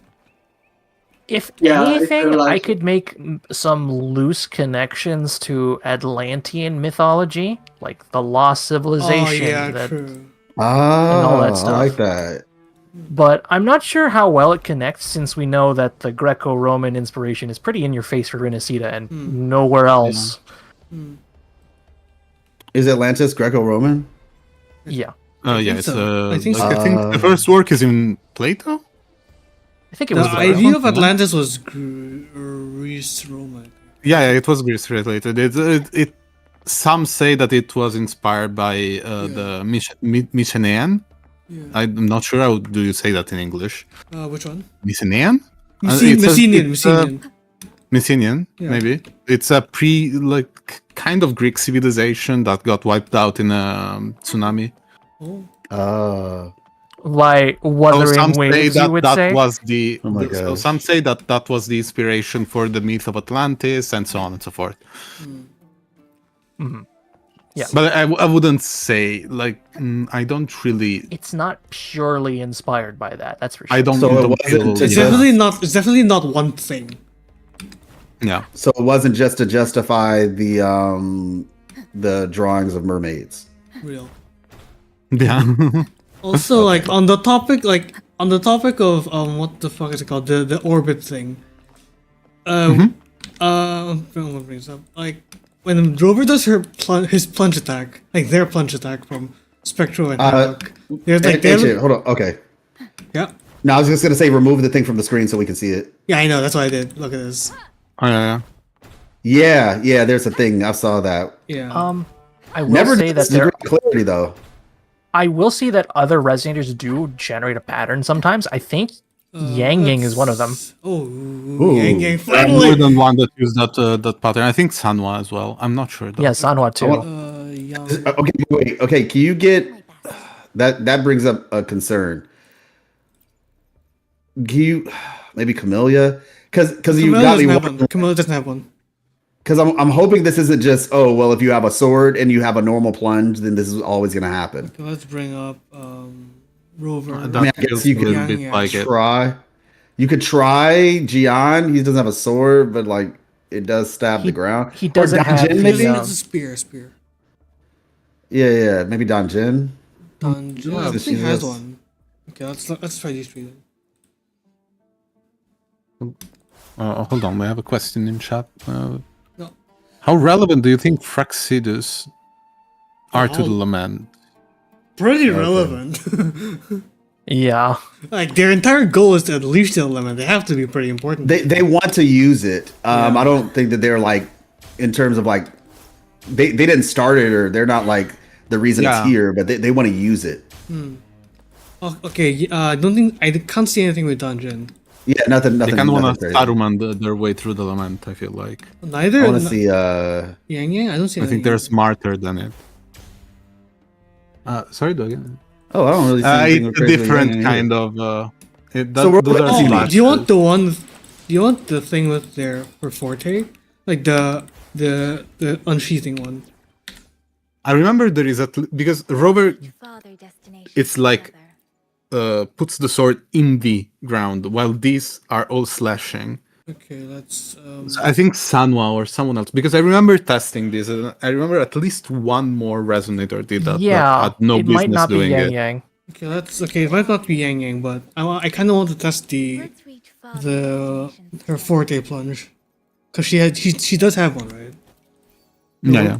Okay, let's this. Meanwhile, She has a I'll different test it plunge on with my her end. forte. No, I'm guessing that's what it is. Okay, let's try I'll Gian. also test on my Let's try end. Gian. So if Okay, I find Gian it, does. Gian definitely doesn't have one. so if I find it, I can tell Okay, you. so it's Sanhua, right? Yeah. Sanhua. And who else are we testing? I'm testing. H Oh, Rover that's it. does get a headache when you resheath your weapon and return to Yeah. an idle stance. Yeah. Oh, to answer your question. Sanwa leaves it behind. Oh, She this is- slashes, but she leaves it behind. Oh yeah, it does. Yeah. Okay, then Wait, that let me there goes see. that. Sanhua. Like if you check her plunge. Oh, that's weird. Yeah, but does. Okay, I'm gonna What actually. does that mean then? I'm really curious about Yang Yang's then. I'm gonna go beat someone up. What does that mean? Honestly, It almost makes me think it means nothing now. To be Yeah. honest. yeah, it's Yeah, because, it's like- literally the biggest. It's a big if true kind of thing right now. Yeah. Yeah, because if Sanhua can do it, Sanhua Like- is as far I as mean, you know. To be fair, Sanhua is really special in a I different agree. case. I was gonna mention that. yeah, Yeah, Sanhua isn't exactly like your standard resonator. yeah. She's- being blind and then Like, can see wait, let's frequencies basically. wait. Let's try this then. Calcaro, where are you? Because if the because I need Calcro to get a buff. I need him to get like a new skin, So- a new. I need him to be something. relevant. I need him to stop aura forming and lock in. I need a limited, a 5-star limited Calcro. Okay, I see nothing. Okay, legit might be just nothing then. Yeah. Okay. Well, it is what it is. Yes. So it definitely changes per plunge. But Cool. yeah. I did nick a photo of it. Yang forte is does have the symbol. Is she? Oh, the 40 plunge. okay. Yeah. right? Yeah. Okay, So give that a let's- quick shot. You and someone mentioned it in chat. Yeah, Geniel said it. Yes. Yuan that's- I think Wu that's as the well? case. Oh no, that's just my level 1. Okay, never mind. It's not good. Let's bring someone else. Insurance. Because if I die in the overworld, I think I'll forgive myself. Now begins the GG. main No story. I'm gonna cry. No, I was thinking that I feel like if it was super relevant, I feel like every iteration of Rover would leave it behind. Yeah, but Yeah. Arrowover doesn't have it, so. Yeah, No, well, I they're don't over remember. special. They're clubbing people with a wind sword. So Okay, but it's Yeah. still a rover, ain't it? Against the wind. I'm making a joke. It's a But haha funny. This is Haha, 2025. This is 2025. That's our jokes Yes, are with banned. my boomer humor. Fun not They're allowed. How banned. dare you? Death! oh, come on, Boomer humor is nice. Sometimes. Okay, but you like Symboli Rudolph, so you Case don't in count. point. Okay, whatever. Also, I like that is the correct opinion. Okay, fine. Like in Symbol Rudolph is the correct opinion. So He's so right for that. All right. So are we? We're gonna wrap it up on the. Yeah, on I the think Yang like initially Yeah. I'm trying to find Mal, but I think I killed everyone while we were talking. Oh my god! Go Suffering to from Black Shores. success. Go to Black Shores or something. All right. Yeah, we'll just finish Okay, up well. there. I was or we finish were with going Yang to we were going to like end it off with where us talking about like Phrolova and Rover. Rover I and think Fro- I think we there's might have to. no- I think we there might is have no to. way we finish We that. have to Anything shelve that. We have to wrong. shelve There that you for go. next. We can shelve that for next week. We're all so dead right now. Yeah, there is We no way will- we finish if we start that. Yeah, Yeah. we'll just do it next We can week. do it another time. Yeah. Yeah. Rover did nothing wrong. Ooh. Okay, let's kill this. Rover no. did nothing wrong. One thing wrong. Rover did one thing wrong. That's it. Everything else, That blessing. y'all putting too much on my man Rover or girl. Rover talk did about that many later, though. things wrong. Many things wrong. All right, and look. Phrolova did many okay. things wrong as well, by the way. Like Okay, Who was we will- wrong We least? will Like- have a lovely discussion next week then. Yes. People over let's see. blame Hold back. Rover. Let's see it. I will hold back. Oh yeah, Roller Yang. Oh my god, Yang does it twice as well. Okay. Okay, it's Let's do nothing. Alright, we should end it it. off. Oh, Yeah, Yang, she does it twice. that was huge though. It made it even deeper. Yo, Yeah. that was actually pretty cool. It's pretty cool. Yeah. Yeah. She's saucy. What are you talking about? She's always been saucy. My goat, Yang story I need relevance. to build my Yang Yang, man. We need to gas her up even more, holy shit, because Kuro won't do it. You need to give her 300 crit damage and 70 crit rate. Honestly, Father destiny Real. together. Which we'll call it. Do we need to get I guess Chacona, right? For arrow damage bonus? Yeah, sure. Kona. Yeah. I feel like that she's the only one. Maybe Rover. oh, my brain. Oh yeah, you could probably do some Chacona, Full Rover sequence 6 Chacona Yang, just to Yang. buff. shenanigans. Real. Whatchamacallit? I didn't know that his masks did that. That's It's gross. doing any blood, yeah. Alright, But I think yeah. yeah, I think we're all just like super tired now. Let's go wrap this up. All right. Yeah. Alright. Thanks for coming to this chat, everyone. We'll have one next week. Hopefully, Alfie will be able to will show up by then. We should have something. Yeah, hopefully Alfie can Before be you here. guys go, what are your expectations for 2.6? I think. Okay, wait. Everyone's like. There will be an ungodly amount of foot picks, and I'm not prepared. It will be peak and Iono feet. That's it. All right. Any I am other not closings? Any other 2.6 EOS real? Real. Real. Let's do it. All Let's right, do it. Let's do it.